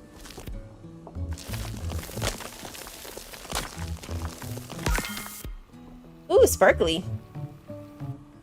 Ultracite ore. An abyssal translucent metal with a glossy luster. It's pretty.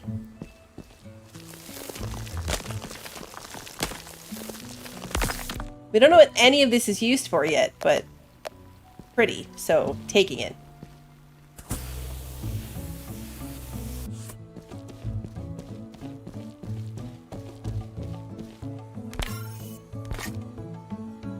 Here we are.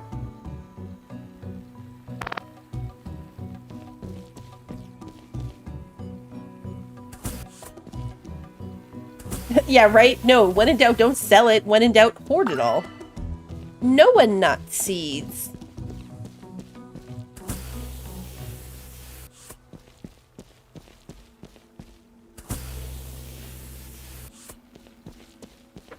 Ooh, spiky.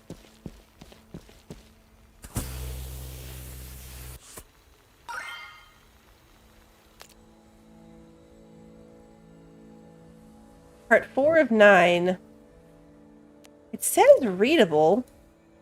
Oh, okay, it's like the food. You gotta click on it, then click on your character.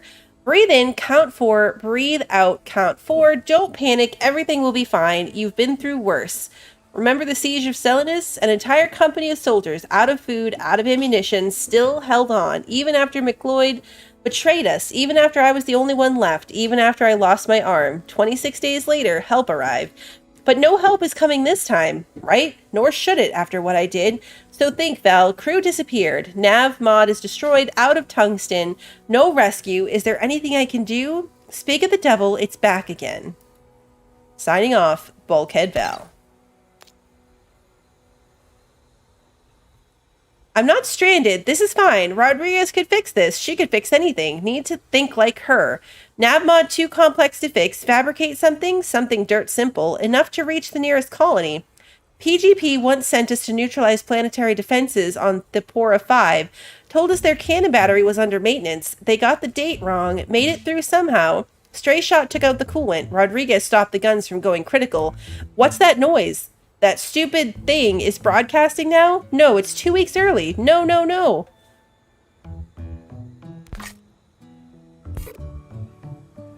Interesting.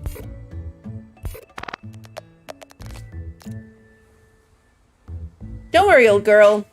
We're leaving too. Not that we have anywhere to go. Focus in, release the latches, unscrew the plates. Back to better times. Used to put starships together. Real good at it, too. At least until the PGP interfered. Impossible regulations to make themselves look good. Wait, no. Not the navigation module. Plasma beam right through the sensors in the CPU. Crap, there's no fixing this. Jacobs, you fool. How often did we argue about this? Sometimes pulling the trigger is a kindness. Stranding me here is a death sentence. It's found me again. Need to hide. What is she hiding from?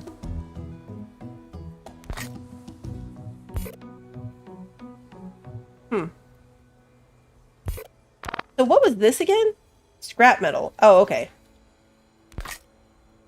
It's annoying that you can't hover over and see what something is. Okay, this is a black box. Can we read the black box? No.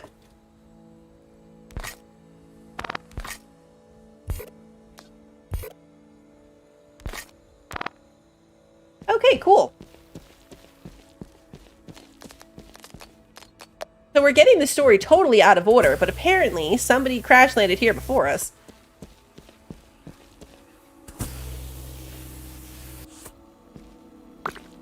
And her name was Captain Valerie. Can we walk on this? Yes.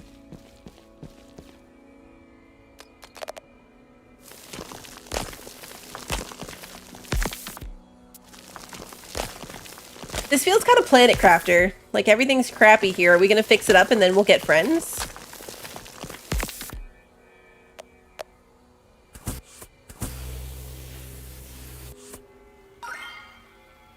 New entry.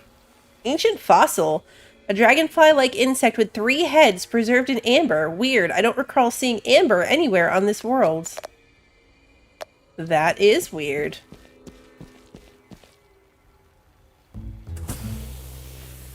Since I don't really know what I need for resources, I'm focusing on these little, like, dust piles. Survey Inanna Falls. Ooh, what are you?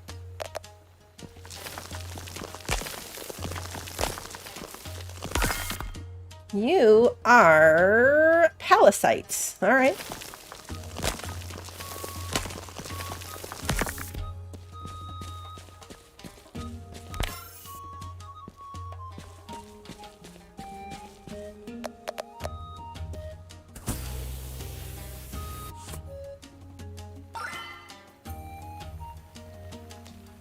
What was that? Scrap metal.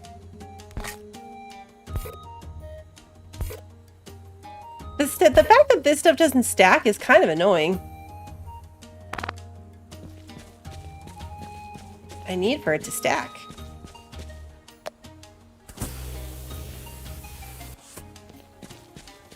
That's probably gonna be our next earthquake unlock. It's giving you Starbound vibes, but more 3D. I can see that.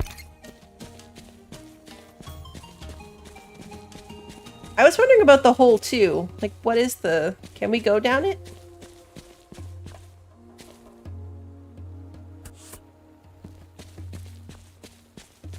It's definitely a hole in the ground, but you can't fall in it, so...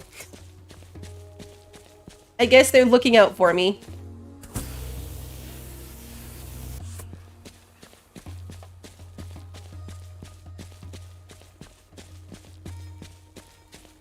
We're missing 2 coordinates from out here?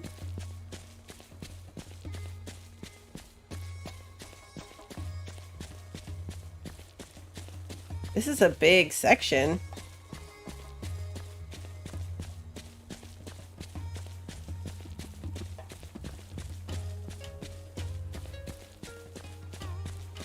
Think we can get some kind of quick travel? Hey, Wolfgang. What's this?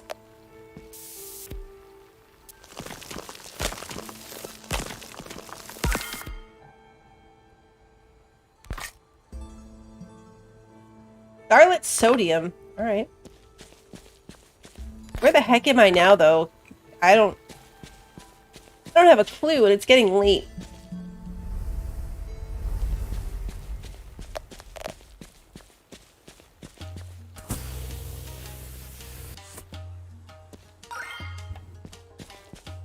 We might just, data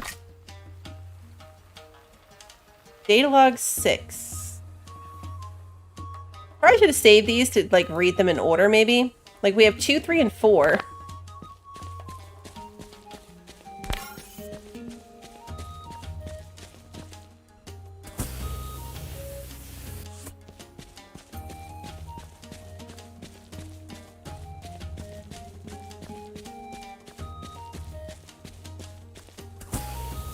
I wonder what happens if you don't make it home.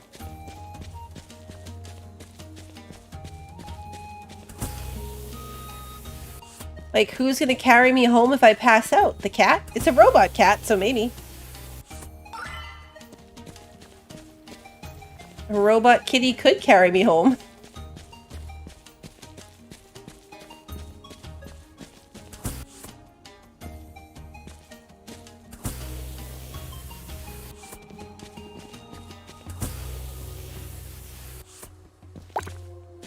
Nova Pop seeds.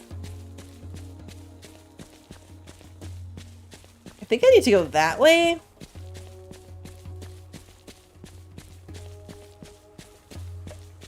Yeah, this is what I was hoping, is that we were near the last map point. Okay, so now we'll unlock. So yeah, I need to go back up this way. Problem is, it doesn't tell me where I am within the section, so I still have to, like, look for landmarks. But it at least gives me a general idea of which way I'm heading. Which way I'm heading. What do I think of this demo? I like it so far. Oh, good. We're in the right spot. I know, I'm so tired. You're so tired.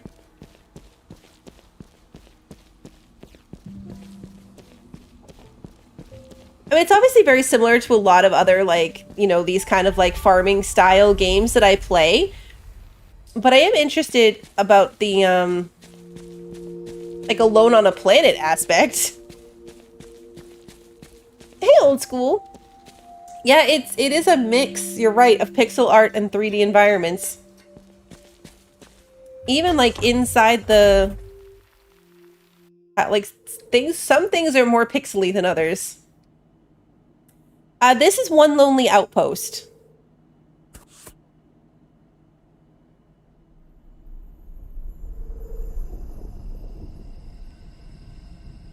I mean, it definitely implies that our colony could be bigger. No NPCs fall in love with, so it's different than a Stardew Valley. Yes.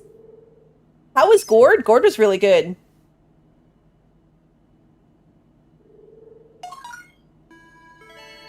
Gord was really good.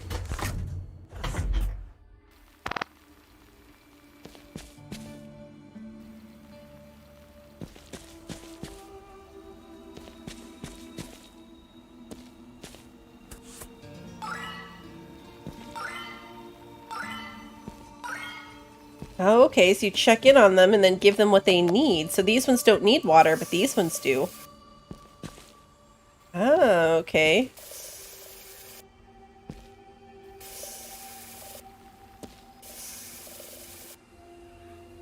Cool. Pixel art with characters able to walk in multiple directions means the artist had to make multiple versions of the same animation. Oh. I mean, yeah, that makes sense. Alright, let's see. The Pan-Galactic Parliament has taken note of your efforts to expand the outpost in Calypso. Attached are a fabricator blueprint and an Omniforge blueprint to further assist you. Use the fabricator on board your ship to construct items from blueprints and materials. We look forward to continuing to work with you and see the colony flourish and prosper. Okay. Fabricator blueprint. Blueprint detailing how to fabricate a fabricator. Which came first? Alright, so let's make fabricate a forge. Craft an Omniforge. So the fabricator's inside.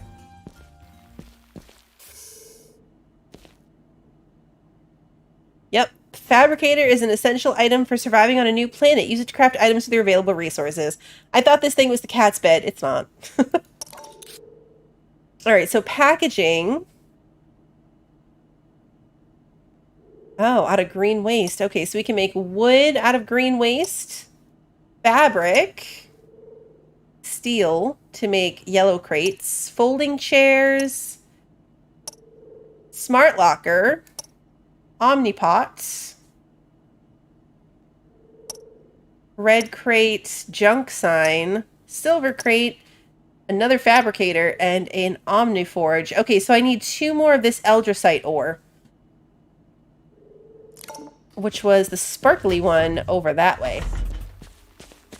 I know, Cordy does need a bed. I totally thought he had one.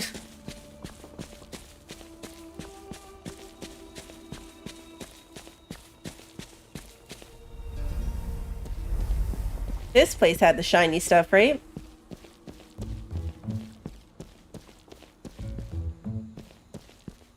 Yeah, it was this one. Think.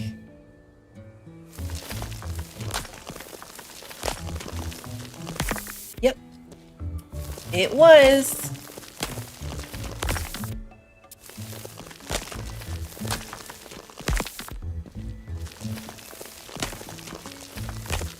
It's interesting that you have a fabricator, but you have the ability to make another fabricator, so I wonder if, like, you move out of your RV at some point.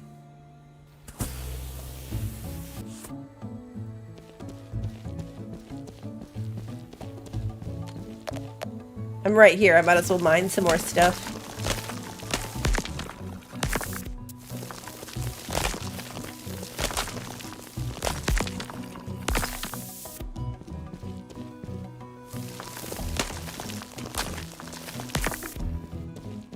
Guessing I'm going to need iron and copper to smelt once I get the forge.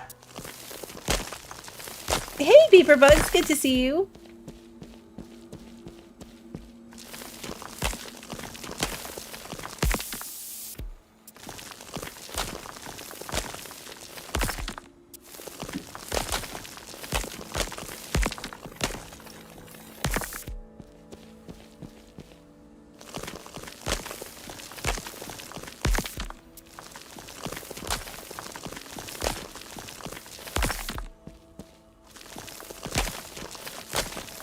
You definitely don't get a lot from these resources. I mean, stone, yeah, of course, but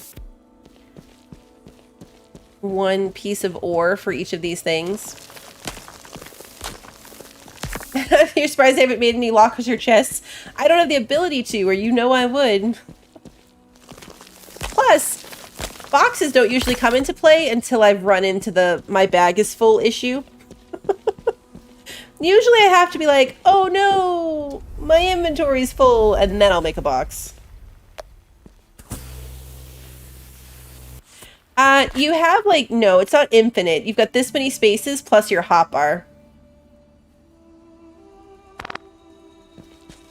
Plus the cat holds stuff, too. So Cordy has this much space on him too. So he can hold some of our stuff.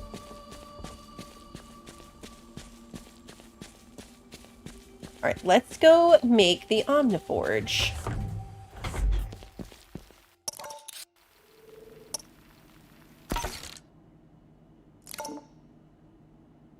Machines must be placed within range of a power source to function. Each power source can only supply a few machines. Oh, okay.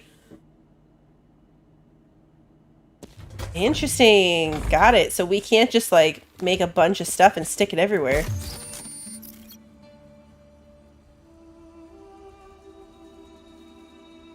Oh, that's why there's a little on-off switch. Okay. Cool. So if we put in... obviously we're going to get out iron. I don't know how long that's going to take, though.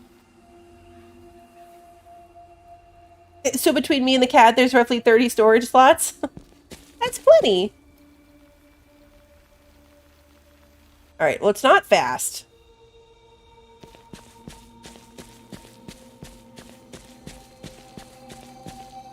It feels like I should be watering those. Like, it really does. But they didn't ask for it, and these ones asked for it, so...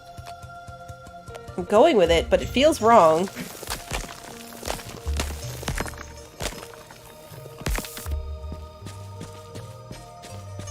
What were these ones? These ones were what? Hey, Upgrade, good to see you. The cat is a tag-along walking box.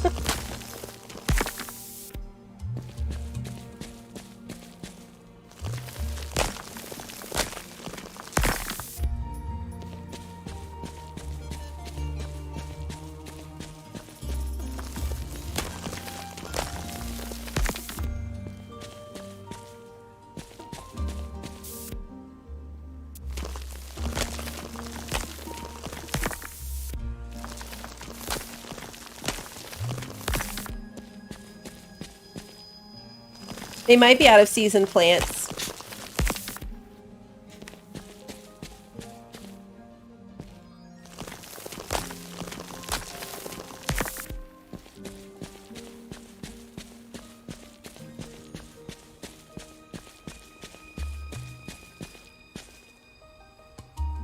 Oh, did I take a wrong turn? Bridge is this way.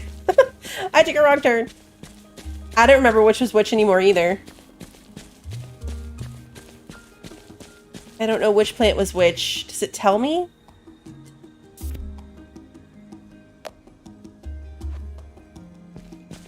I don't see where it would tell me. Yeah, I don't want to accidentally kill them. I have a bunch of other seeds too, but I haven't messed with it yet. Okay. Steel ingots. Cool. Let's, why do these things not stack?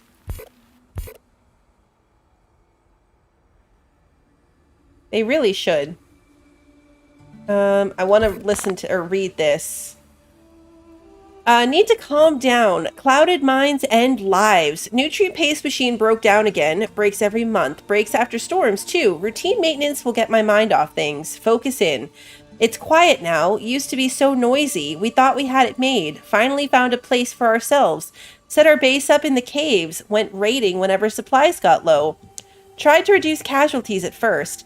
Things changed on Epsilon 3. Lost 6 good men. Had to put my subordinates first.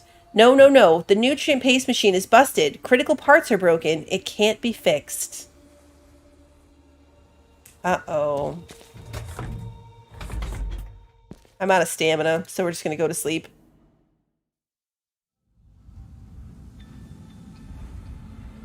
The rocks scream. Well, it's my stamina bar, not health. Luckily, I can't die of not eating. That's just my stamina to do tasks. Rotting beep. Yeah, it's been hard to keep smiling lately. Defeated beep. Tell you what, why don't we take a break? Just us, the hollow fire, and the stars. Yeah, I know, F. Groot. They do it on purpose to make you think about your storage. I just don't like it when they make that choice. Oh, it'd be cute if the cat climbed into the chair. I know it's a robot, so probably hard to do that. Do you think we've made a mistake? Never thought I'd miss people so much. It's just so desolate. There's nothing here. When I took this job, I was expecting the PGP to, you know, help. Snarky beep. I knew it was going to be hard, but then I thought I'd have help. I can't believe the PGP's idea of support is a defective starship and some seeds. What am I supposed to do with that? When I look out into the dark, I swear it looks back. I don't feel safe. I feel insignificant, like space dust circling a nebula. Melancholic beep.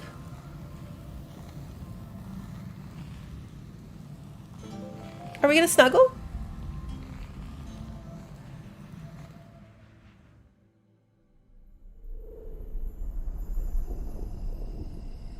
We got no stars or sold anything.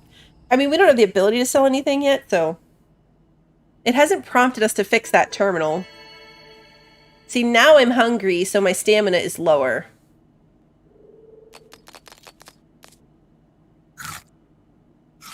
There we go. I'm glad that when you eat, it doesn't just open the space back up for the next time you sleep. It actually gives you the stamina. This is too difficult to repair by myself. Okay. Can the cat help me? Beep boop. Apparently not. So we must just have to get to a certain point and then it will take care of that for me. Let's make copper. Right? Is it going to do something? There we go. It's doing something. Hey, Lunas, good to see you. Those are the carrots. That's the bok choy. That's the potatoes. Now today, these ones need water.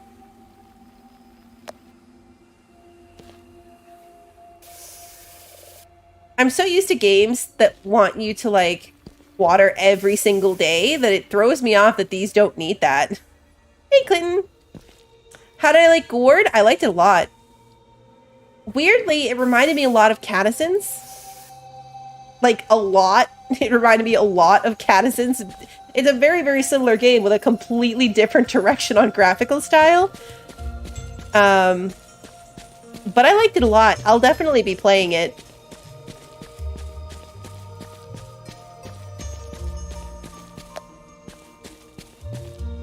I guess I could go back to exploring that other area of the map. I'm not getting any more points. Because I'm up here. So theoretically, there's somewhere that way too. From somewhere.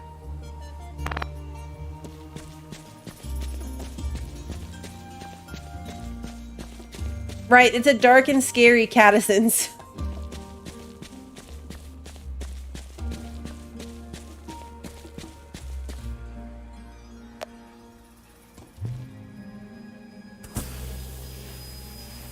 I think what's funny about the Cattisons connection is it's what I expected Gord to be.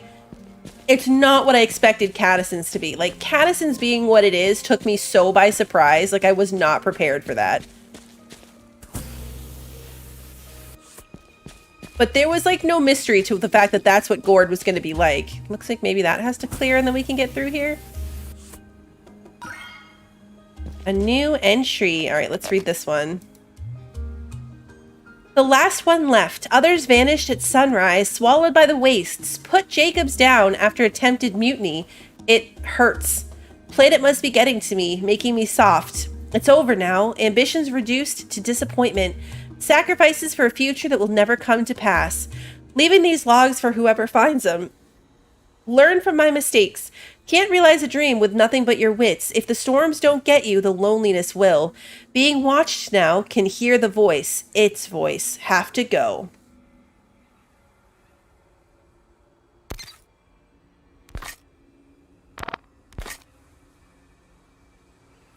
Well, I guess I'll keep stacking these ones over here. It doesn't tell you in any way that you've read them. You just gotta keep track of that.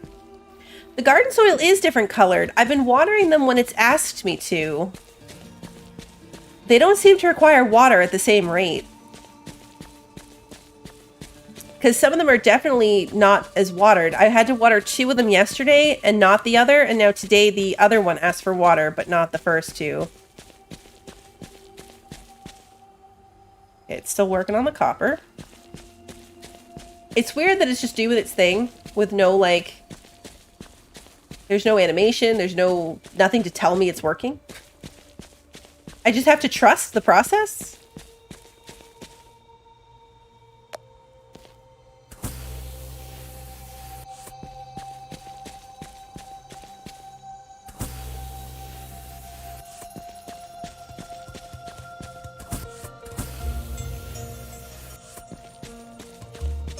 I'm gonna keep seeing if I can find more pieces.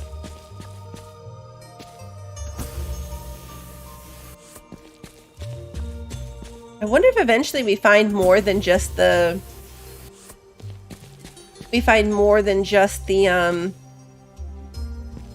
these like data pads or data things. You have to turn it on. No, it's running. It's just running slowly.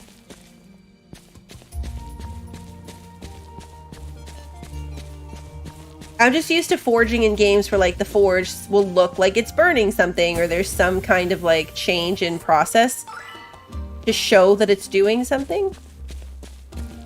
It's definitely working. It just doesn't graphically show that. More milk roots.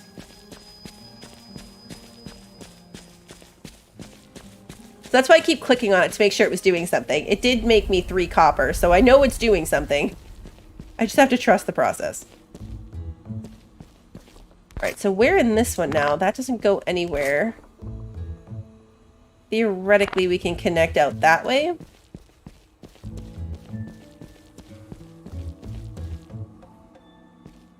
Where was the area that had us... Seaside Nexus?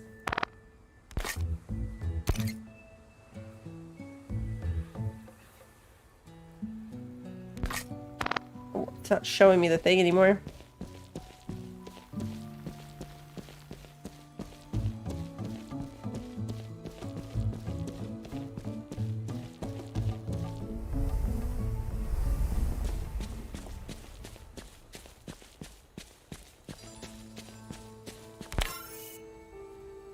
Here we go. All right, so this is Seaside Nexus.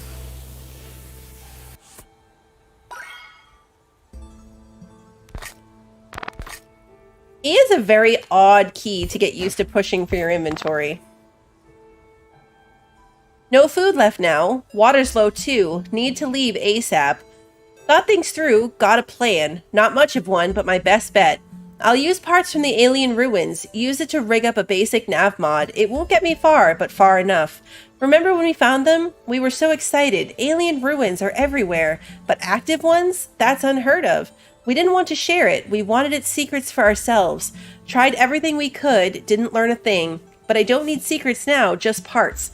If I can pull this off, I'll mend my ways. I'll go straight again, if I can just get off this frozen hellscape.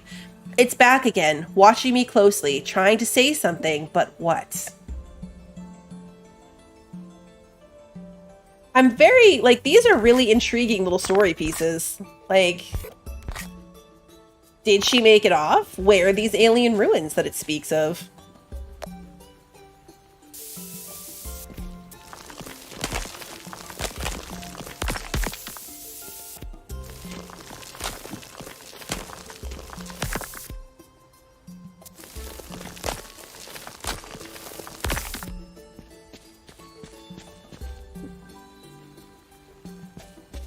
Yeah, Renegade, yes. Demos used to be like really, really short. Some of the demos still are.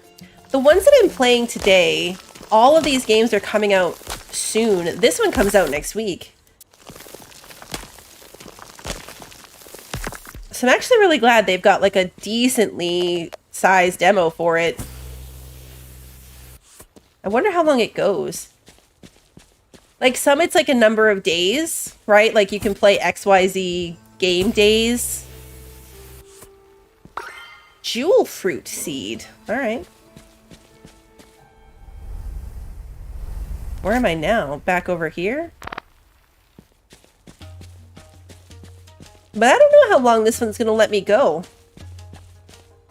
I mean, we've played our hour.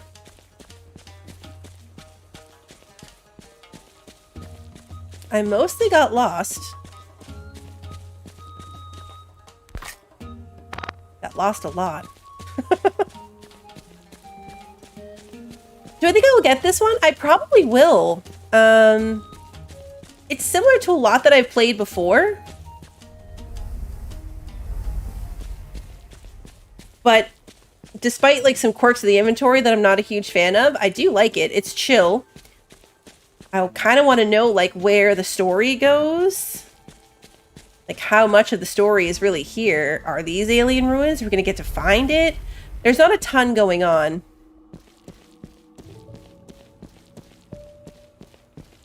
It's not very action filled. It might not even be one that I decide to stream. I don't know. I think it's the lack of NPCs and the quests are kind of slowly paced. Because you're right, Russian, like there's not... Like it's no Graveyard Keeper where like there's so much going on that you can't even keep up. It's definitely not that. Can this be forged?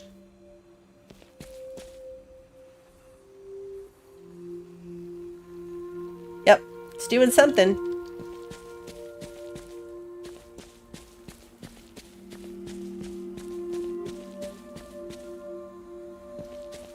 I was hoping to harvest some crops, but we definitely didn't get there within the hour, and I still want to try the next one. So we are going to end this one here. Yeah, Roots of Pacha, the NPC interactions mostly for research, but it does feel more alive. Like, the point of this is that you're by yourself, but it does feel a little bit empty.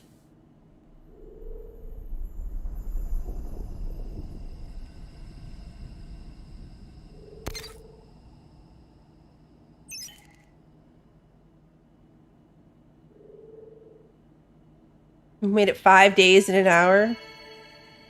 I just want to see if our plants are harvestable before we quit. Yeah, no. See, they all want water.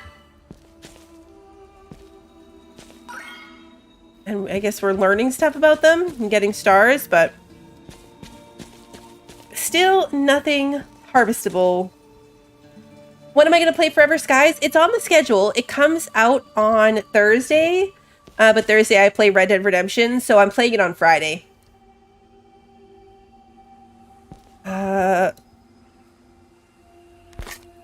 Okay. Escape does nothing. How do I get out of here? Here we go. Quick game. I'm not used to the escape button doing nothing.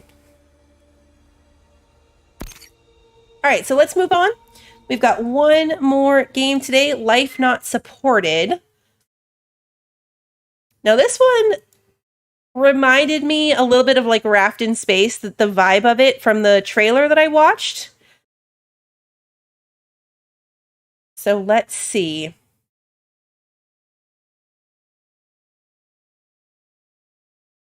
Game capture.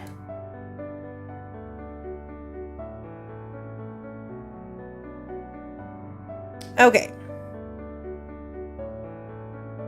And there is this thing too. So there's this thing that comes up. This game comes out next week.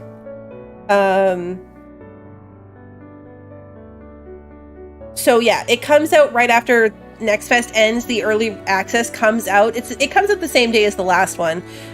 So they're saying that like this Next Fest version is older than the upcoming early access version. So when the demo ends and the game releases the next day or that same day, it will be more content and polished than what we're getting in this. So. And it is co-op too, which I think is where the multiplayer or the Raft vibe came from. We're going to start the clock on this. This one's just going to run till the end of stream, but just for consistency's sake. Forever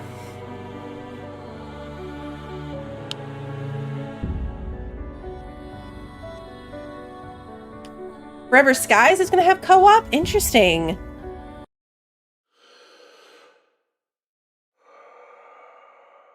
Collect crowbar from wreckage. Oh, okay, we're literally just here in space.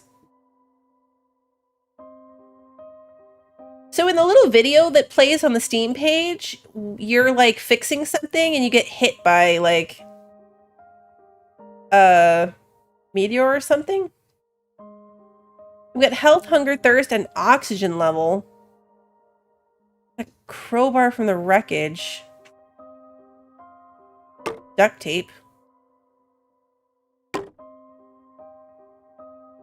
don't see a crowbar. Whoa, you can fly. Okay. Uh-oh.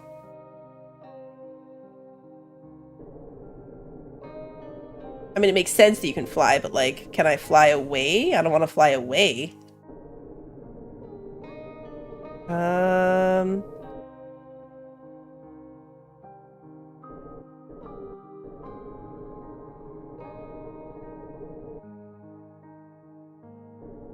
Okay, so we're spinning.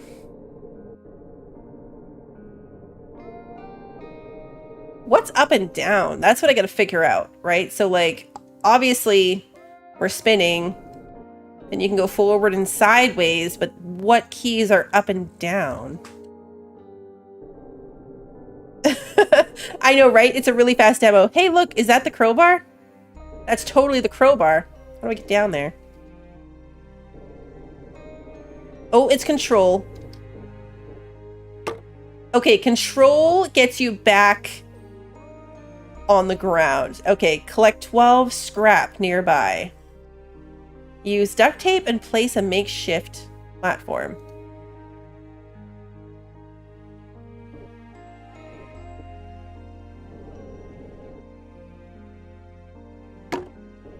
Okay, so we can break up these ones that are like mangled.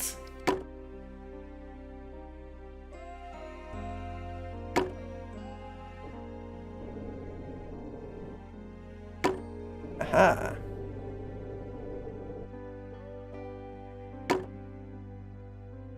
This doesn't seem to be rotating very much. There was a section in the options to turn off rotation and then to turn off rotation of your, like, of the planet to help reduce motion sickness issues. Okay, yeah, space is up. I am getting low on oxygen. How do I fix that, I wonder?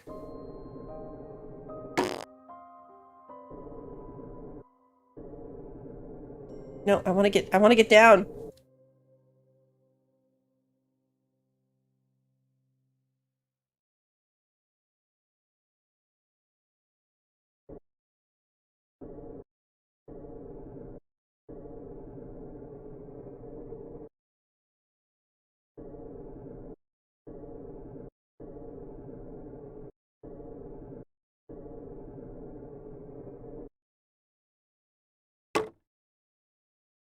Hmm.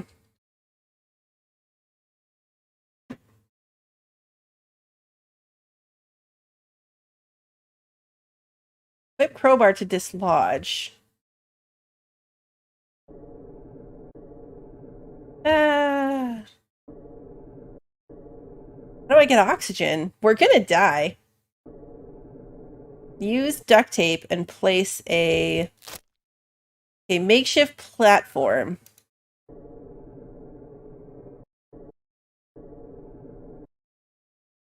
I don't know. What am I out of resources for?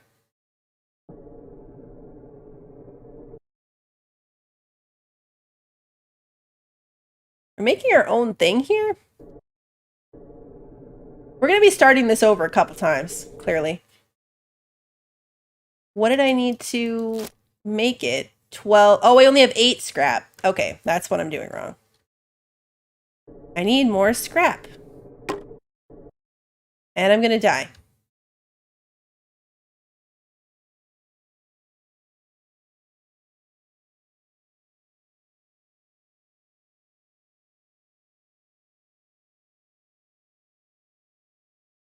Okay, so apparently the second I ran out of oxygen, I also ran out of the ability to move. I was just stuck there. Hey, Da Vinci, good to see you.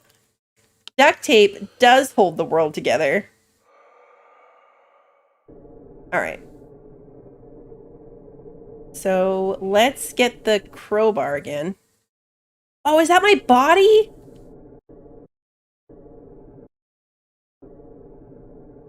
Guys, that's my body. That's how your inventory shows up?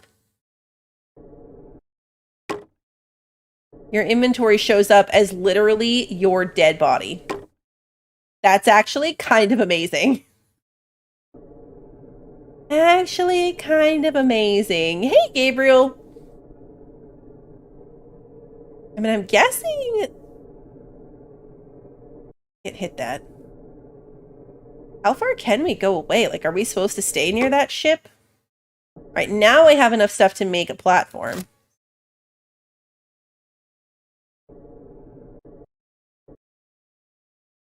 Okay.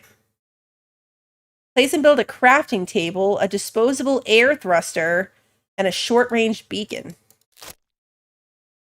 Walls, crafting table, hydroponic bay, airlock oven, small air tank holder, large air tank holder, material holder, tether anchor, disposable air thruster, short-range beacon, wall torch. See, I'm really not clear. Whoa, actually, wait, hold on. Where's the crap I came off of? Up here. I figured it out, guys. I figured it out. Kind of. Alright, I'm not getting oxygen back, but if you're standing on a platform, you're not using oxygen.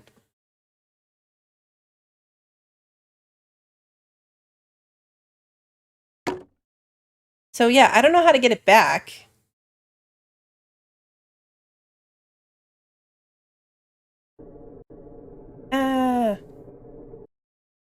I have no idea how to get oxygen for myself.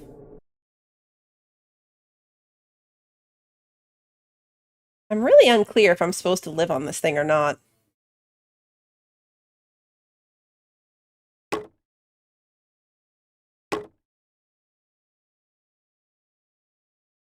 Because that's the platform I put down.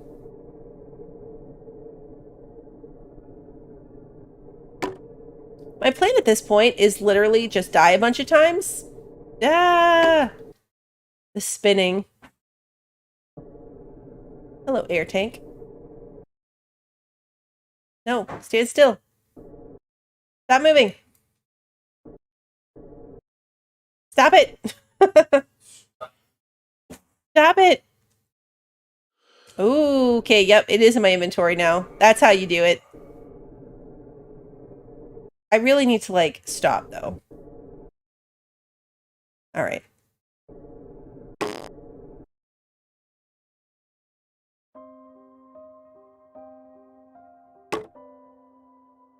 Okay, so you can see some blue air tanks floating out there. I'm gonna have a building goal. Assuming the main goal is to get back to the planet.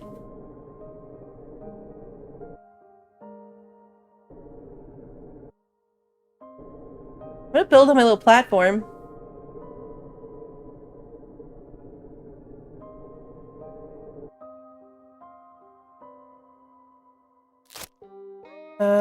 Nope.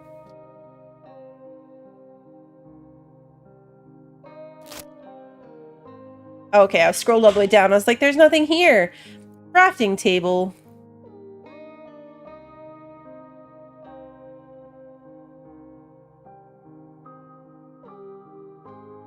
Alright, now let's see what we can craft. Tools. SIP container. Torch. Hydroponic solution. Cooked potato. Raw potato. Rehydrated green bean curry. Okay. Right? I've got a platform. That's what I'm saying about the raft thing. It's very similar to raft. All right, feces. Wait, what? What? Okay. Sure.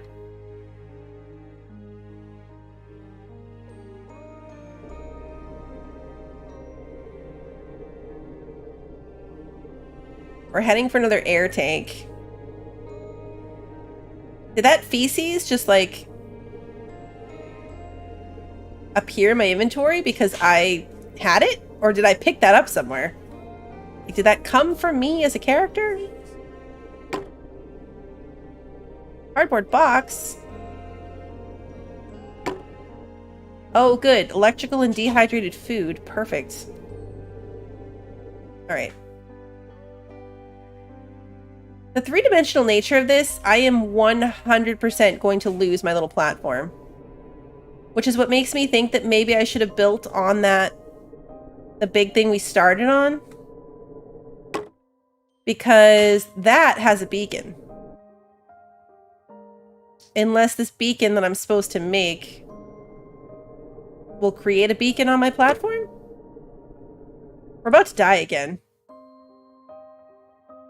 Where is my platform? I lost it.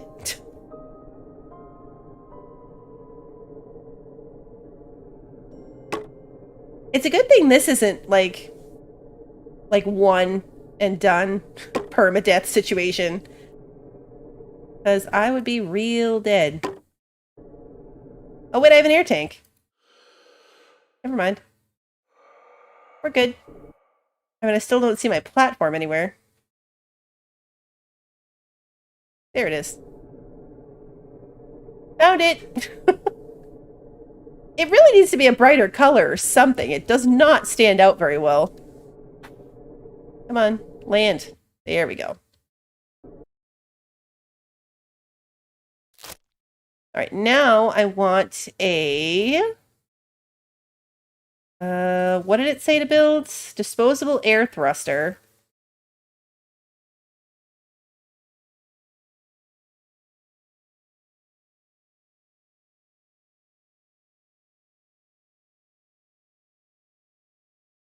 So now I can move on my thing, I think. And then a short-range beacon.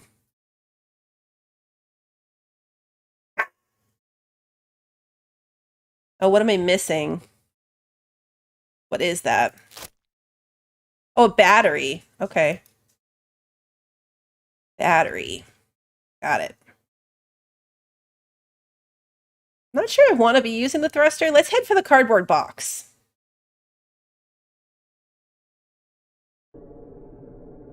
And then maybe another air tank.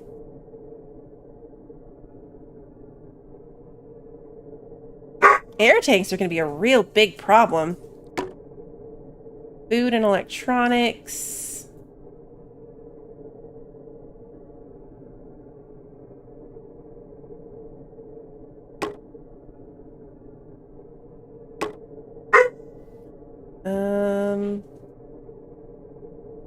Here's my thing.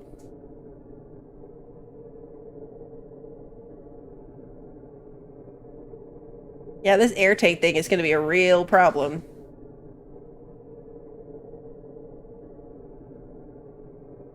I didn't find a battery.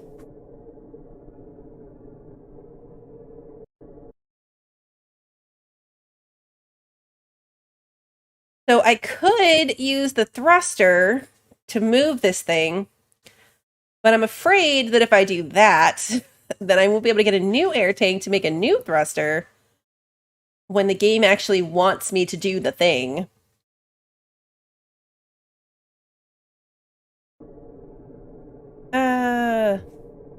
I'm guessing once we move, it's probably going to be like Raft, where we're moving through this like endless path of debris.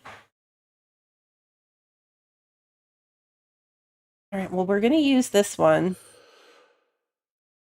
And then I need another box. What's up there that's red? Do you see that? What's the red piece?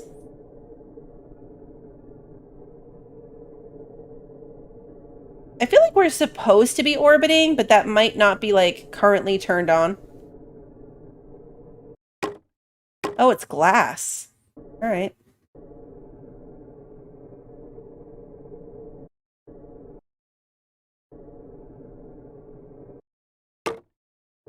Air tank.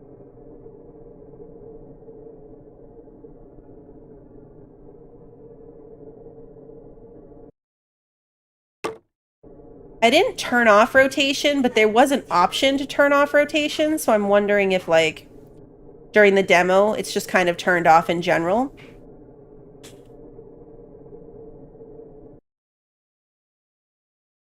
Surprised this one I can't, like, use. I mean, I guess it's leaking, so would I really want to?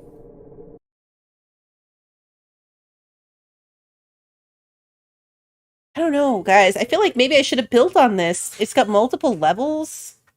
It already had a beacon. Although then the game wouldn't have told me to make a beacon, I suppose. I need a box. Technically more scrap would be good too, because then I can add another platform to my platform thing. Hey, Nuggy, sorry I didn't even see you. Can you craft things like batteries? I didn't see it in the workbench menu. That might be a battery, though. Oh, that's definitely a battery. Yeah. Alright, so you find them.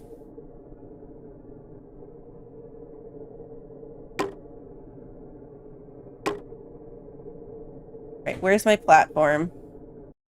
Air. Hold on, I get turned around again.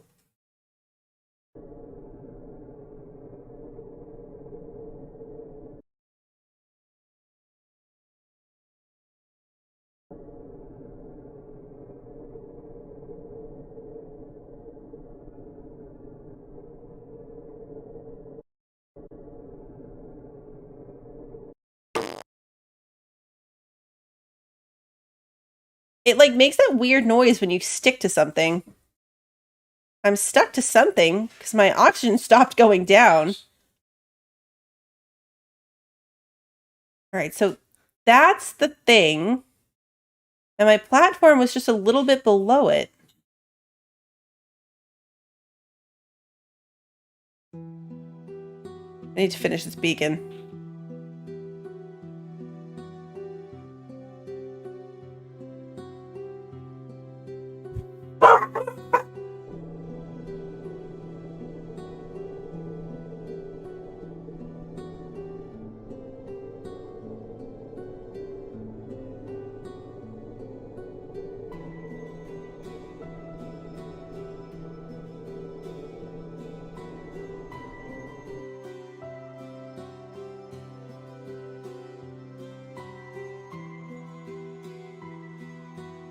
There it is.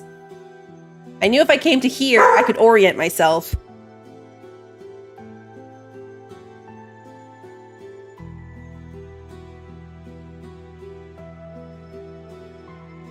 Okay, so from here, I had it in my sights and then I moved because the dog was barked. Okay, where was it? Just had it.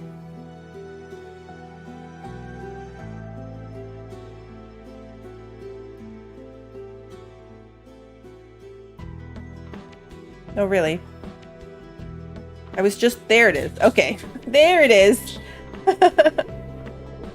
There it is. Alright. Turn beacon on. Craft sip container.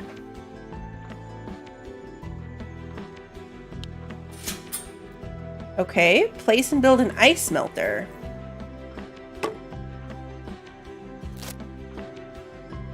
Let's see, ice melter.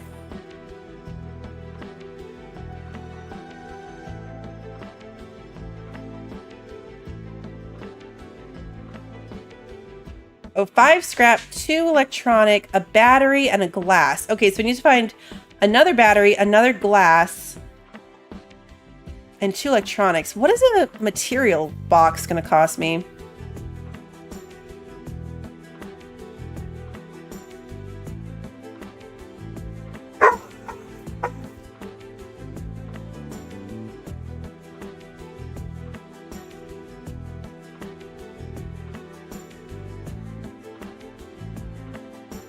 I was really hoping that was going to be a storage box.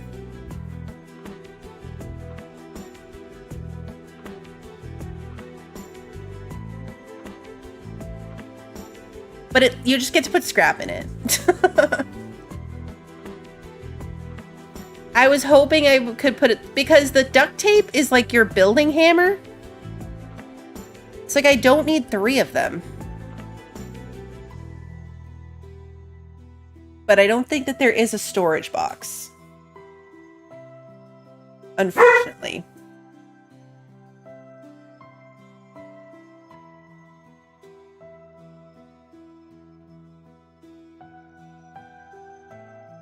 Alright, well, at least with the beacon on, I should be able to find this place.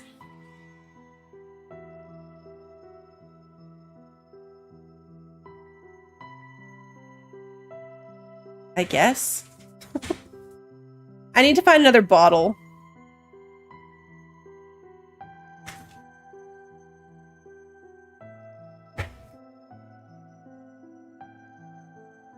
I don't see one.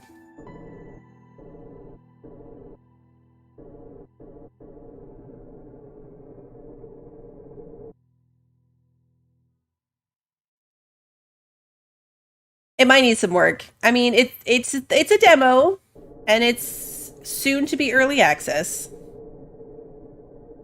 Oh, bottle. There we go. You can't really, like, take those apart. All right, so now I just need to look out for scrap, a battery.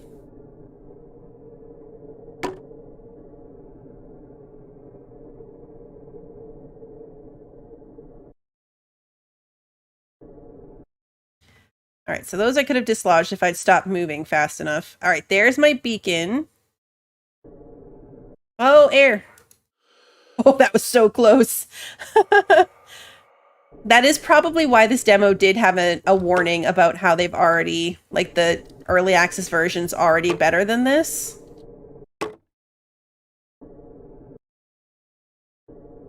It does make me kind of think that there's probably not a ton to it. Otherwise, why would you put out an older... Well, I guess it makes sense if you don't want to put the time into, like, restricting it somehow to make a demo, if you just have, like, a slightly older build that you can release as a demo instead.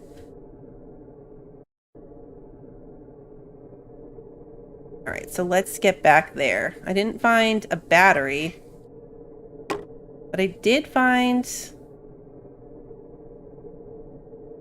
some other stuff.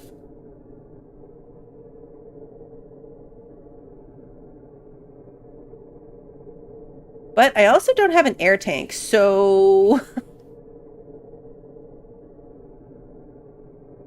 Did anyone notice if there was, like, a penalty for death on this? You definitely rotate a lot. And up. This is why I like the demos, though, because this is one that I've had on my wish list for a long time that, like, I was really excited about playing. And it's not, I mean, like, it's not bad, but... Wait, what?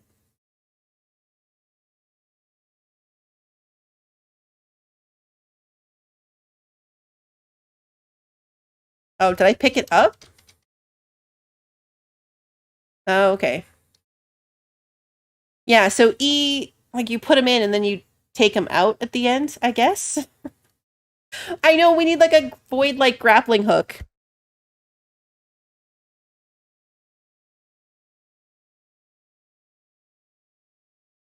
Alright, battery. I'm gonna die, though. There's no air tank even close to me. I mean, I can rush off towards this one, but...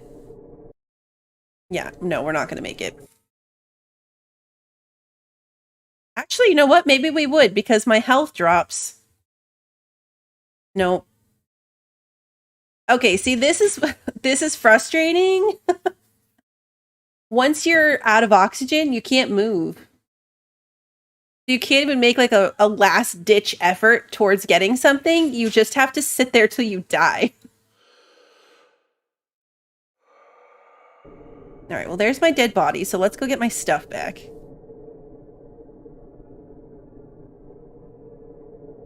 Let's go get my stuff back. Oh, see, now I have 4 duct tapes. So the duct tape is like a... The duct tape, you like get one automatically when you die. So we're gonna end up with a lot of duct tape. Where did I get 2 oxygen bottles?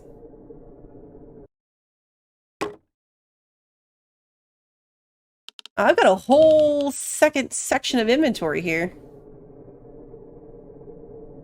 Did I have those air bottles in my second section of inventory?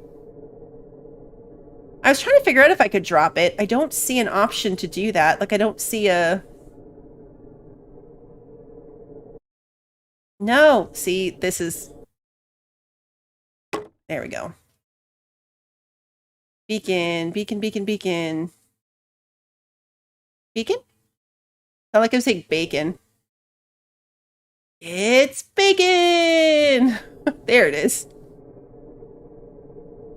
I probably did, right? I mean, I picked them up when I respawned, so yeah, I probably had those there the entire time. I need more electronics. The only place I got electronics before was the, that box.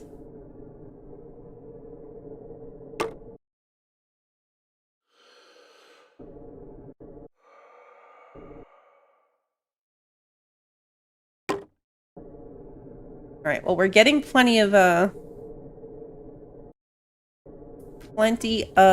air tanks. So that's something at least. Oh, there we go. 2 electronics. So the scrap dish you can just pick up. Is my suit propulsion powered by my O2? I don't know, maybe. I haven't been watching the number. I'm too focused on, like, trying not to get lost to watch the number for science. It might be, though. Crap. There it is.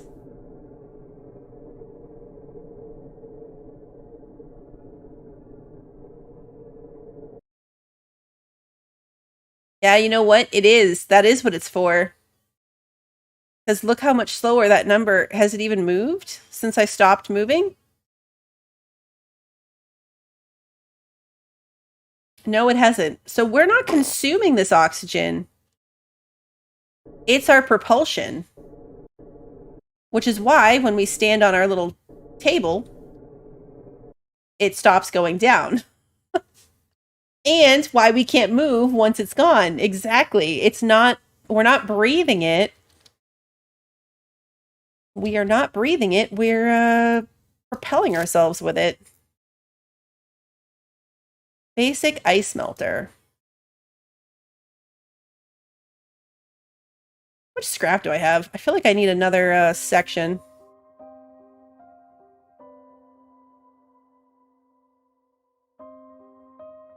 Okay, I still need the battery. Darn it, I thought I had that. Alright, so right click doesn't do anything. Left click just brings up the build menu.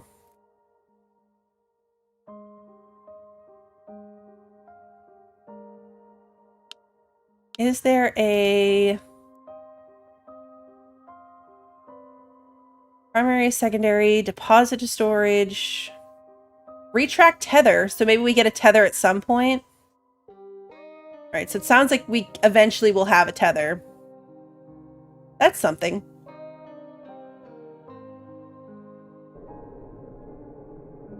It's weird then that your health starts dropping once you can't move when you're not using it to consume, like, to breathe.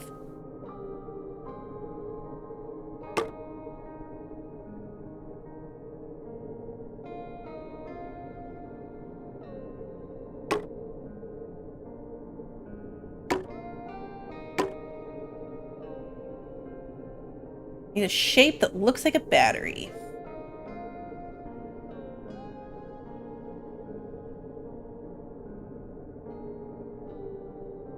Grabbing air tanks at least.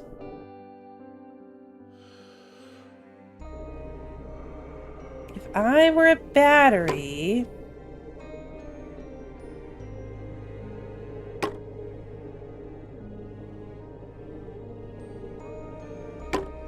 I might need to just... Yeah, maybe one of these, like the satellite dish things.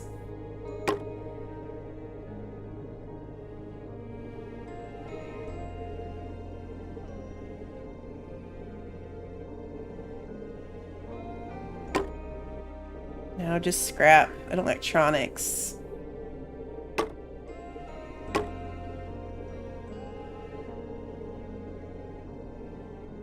Oh, is that one? That looks like one. Totally is.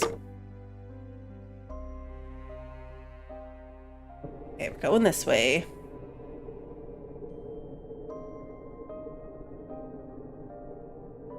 All I need now is a space shark and this is space raft? Absolutely, Michael. That's what I was saying, is it reminded me of Raft in Space. But yeah. Space shark would really, cinch it. Come on, don't go past home. There we go. No. Alright, so that's the max that can hold. Let's put another platform on.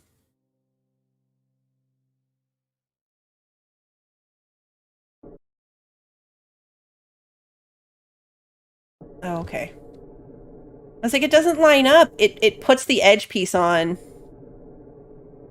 automatically. Will you stop and just get on the darn...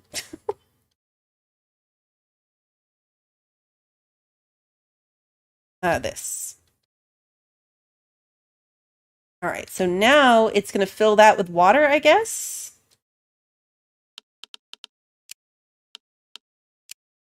I'm going to go ahead and put my feces in the thing.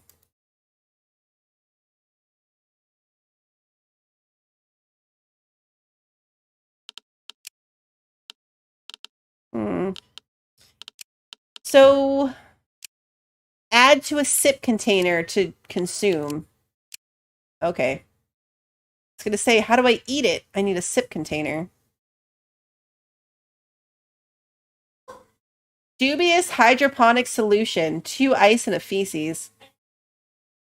Dehydrated food. Sip container times 1. I'm going to make a second one of those. I have a sip container. Oh, you need a sip container full of water to then add the dehydrated food to. I know, Christy, another sentence I did not think I would say today. I think it's a thruster. So yeah, it will move my actual platform around. Instead of me having to swim off for stuff, I could theoretically, as long as I only want to move one direction, get myself in motion. So now I'm not using any oxygen, but I can grab some stuff that's flying by.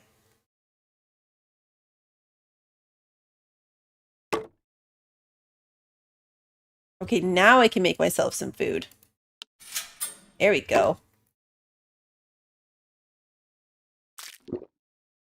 Okay.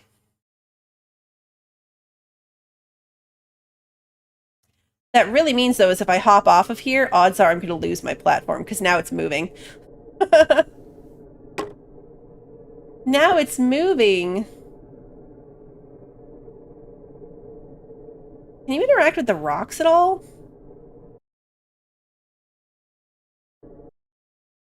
No. No, you can't. All right, that's my platform.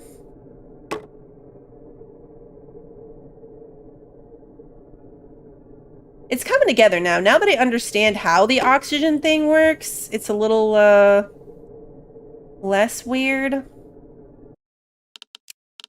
gotta make sure it's on my hotbar, though. Yeah, I would imagine that eventually, because that specifies that it's a disposable or temporary one. So eventually there's got to be like a permanent booster solution.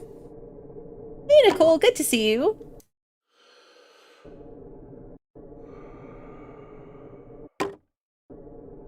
Maybe even a way to refill your stuff on your own.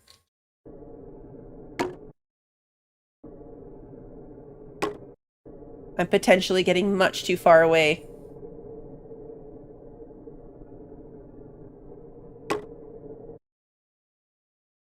Yeah, 123. Let's get back. I need a drink of water.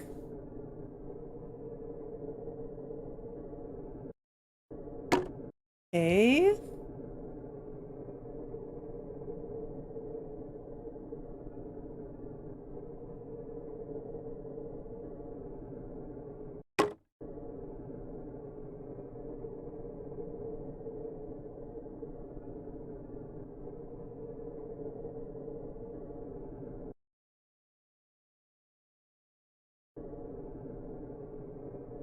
Go really far under this thing.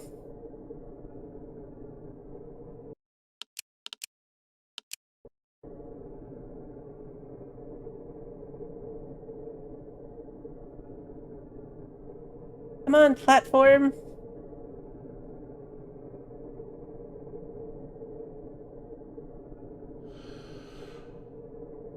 Like for reals.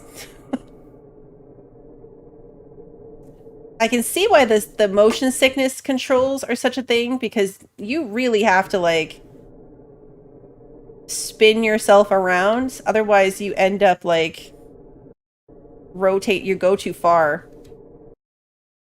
All right, so this. Okay. It might be worth having a couple of those, because that didn't fill my thirst very much. Oh, look, an air tank. No air tank? All right, let's grab it.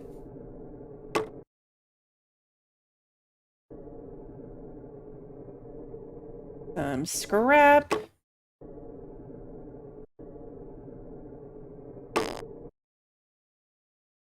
And this is definitely where, like, the bigger your platform is, the more you can run around on it without having to consume anything. Let's build a second one of these. It did, Nicole. It really did. We still only have one dehydrated food, too.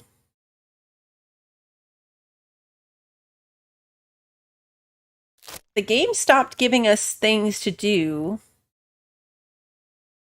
Used to grow plants in the vacuum of space using an airtight container. We have everything we need except a light. Airlocked oven. But I don't have any seeds to place.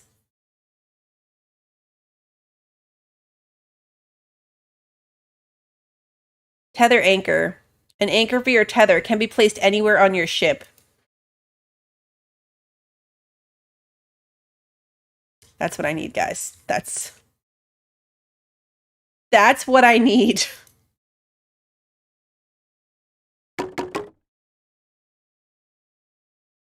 Connect to tether, disconnect from tether. Okay. Okay. It is co-op, I think. I don't know if the demo's co-op. I think it was. When I chose the option, I chose single player game.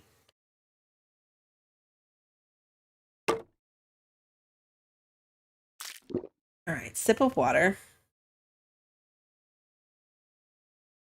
I know, right? We need a light. What does it take to make a light? 4 scrap and 2 electronics. We just need more scrap. Let's try the tether.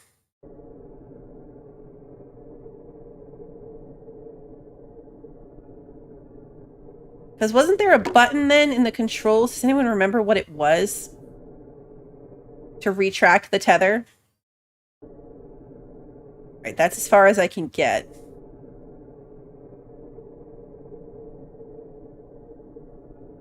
What was that control? Retract tether is Q. Oh, okay. Whoa!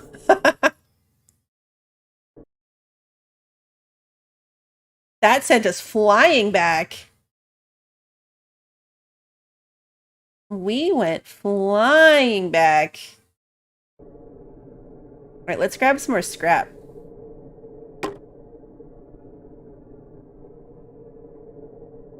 Come on. Just give me the scrap. I wonder how long the thruster thing works.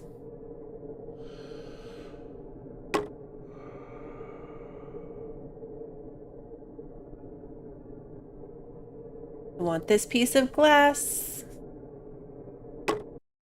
And this scrap.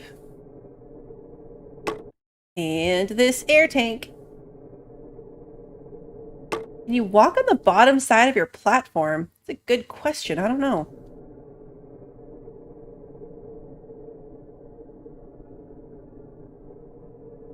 Maybe we can slingshot with the tether back to Earth. That would be cool. It's weird that there was no intro that played. Maybe it will when the game is out, like in early access. In the Steam, like on Steam, the Steam, like, you know, video that plays on the store page shows you like working on that platform and like something comes and hits you and that's why we're like floating here. This demo had no backstory. Like there's nothing that explains why we're suddenly out here by ourselves doing this. But on the Steam page, there was an explanation.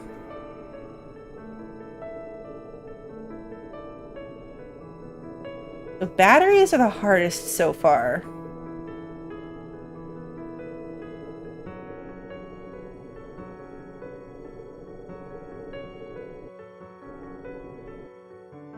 Can we walk on the bottom of it? No. Nope, you can't.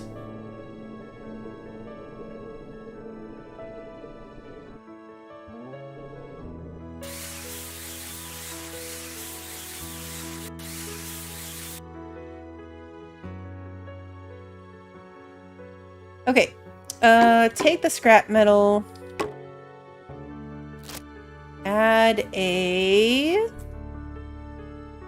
platform. I need to square that off.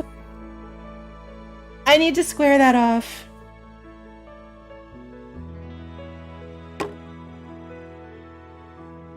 Alright, so now we can drink. Thirst is a big issue. We've got 5 ice left. Where did I get these potatoes? I don't know where I got that from. Alright, so we want a basic hydroponics bay. No! I didn't think that through. I just wanted to jump over the... I was trying to jump over that thing, not launch myself into space.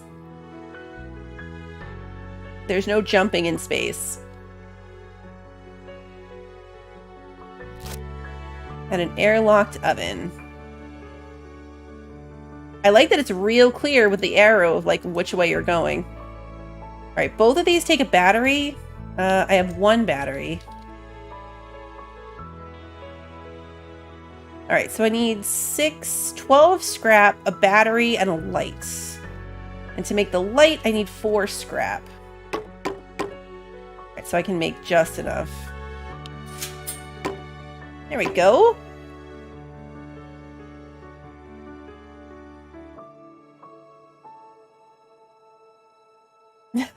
Nicole, I did like your comment. And yes, I really did walk up and aggro the entire village. Alright, I do not have an air tank. So where's the closest one to me right now? And if there's not one super close to me, I can turn the thruster on. Let's get moving a little bit and see if that brings anything in range. That one was probably the closest.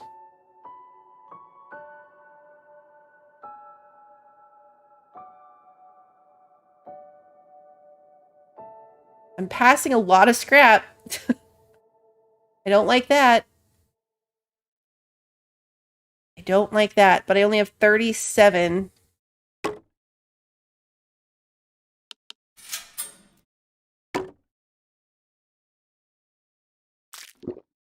Okay, ate some food. So I need a close-ish air tank. Let's go for one of those, I guess, and hope I can make it.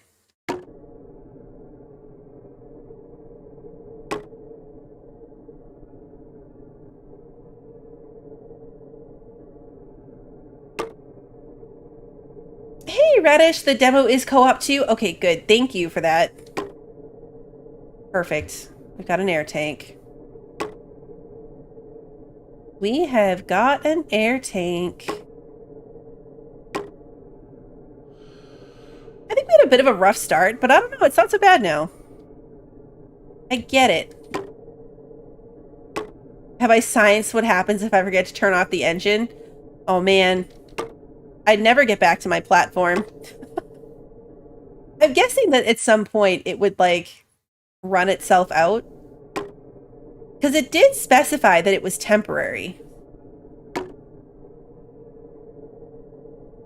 I know, where's the pets?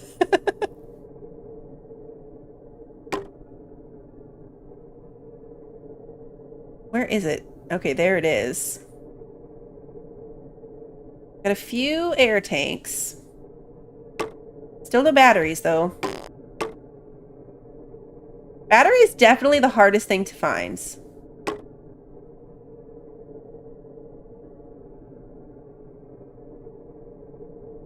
Is that one? That's one. That's one right there.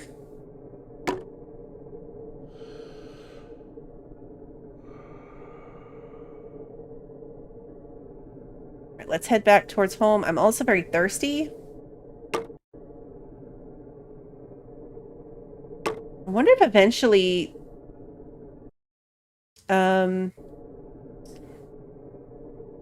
stuff you find will fill your thirst more, or if you have to rely on like making a bunch of those, like a big stack of those ice melters. Not stack, but row. A row of them.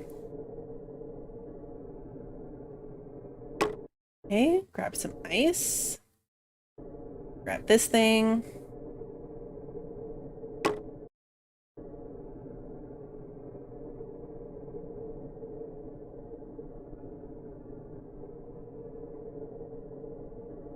Right, now I'm tempted to make the oven first, right? Because I've got potatoes that I can cook, but how do I'm going to do this first, actually. Like, how do requires hydroponic solution, which is that thing that you make.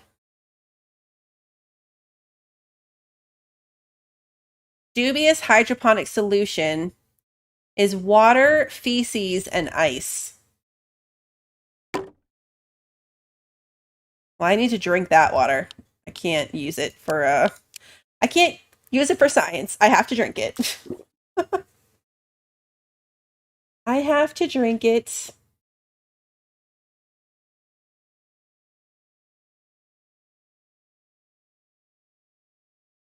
Oh, wait, is there like a battery charge to it?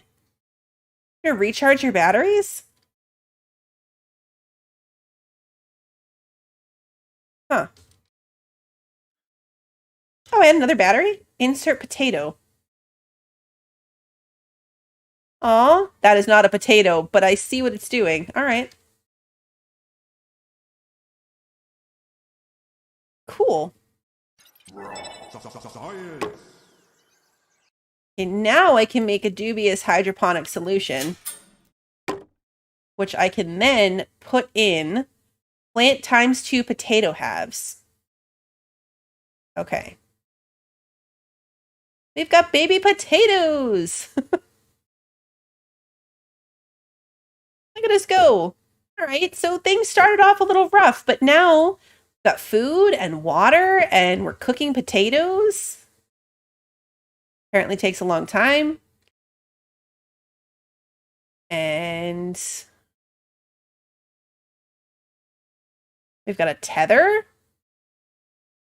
That's it, though. That's our one potato. So hopefully each potato plant gives you more than just one potato. Otherwise, you're like planting one. You have to use one for seeds and eat the other one. And controlling our thirst. I'm glad I made 2 sip containers. So that we can keep it rotating. I only have 3 ice left, though.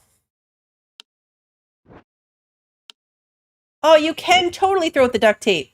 You have to click it and, like, throw it out of your inventory. And then it's a container that I'm like 100% going to confuse with something I haven't had and pick up again. So let's move.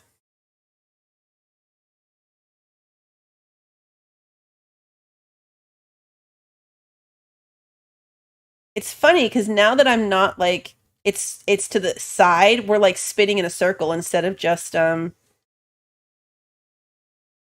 straight, because this is not centered on my very large square. Pick up cooked potato. Oh, look at the little graphic for the cooked potato. I love that you still can't just eat it. Like, you've got to turn it into a... You've got to take water and mix it with the potato. Now, if I do that, does that give me water and food? It does, a little bit. Okay. All right. That's good. That's good. It is a nice looking potato, isn't it? It really is.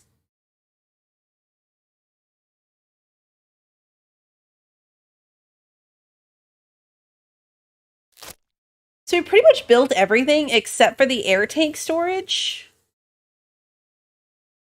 A basic and totally reliable means of moving your ship.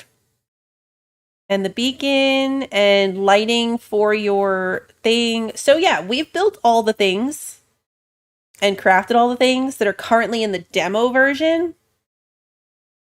I haven't seen the moon. I don't even know if this is technically supposed to be Earth or if we're like somewhere else. I don't know. I feel like if we were hovering around Earth, couldn't someone just come save us? Like, what? I don't feel like this would be that necessary. Maybe. Actually, you know what? Probably takes a little time to launch someone into space on a rescue mission, huh? I thought it clicked after I said it, guys. It clicked after I said it. Okay.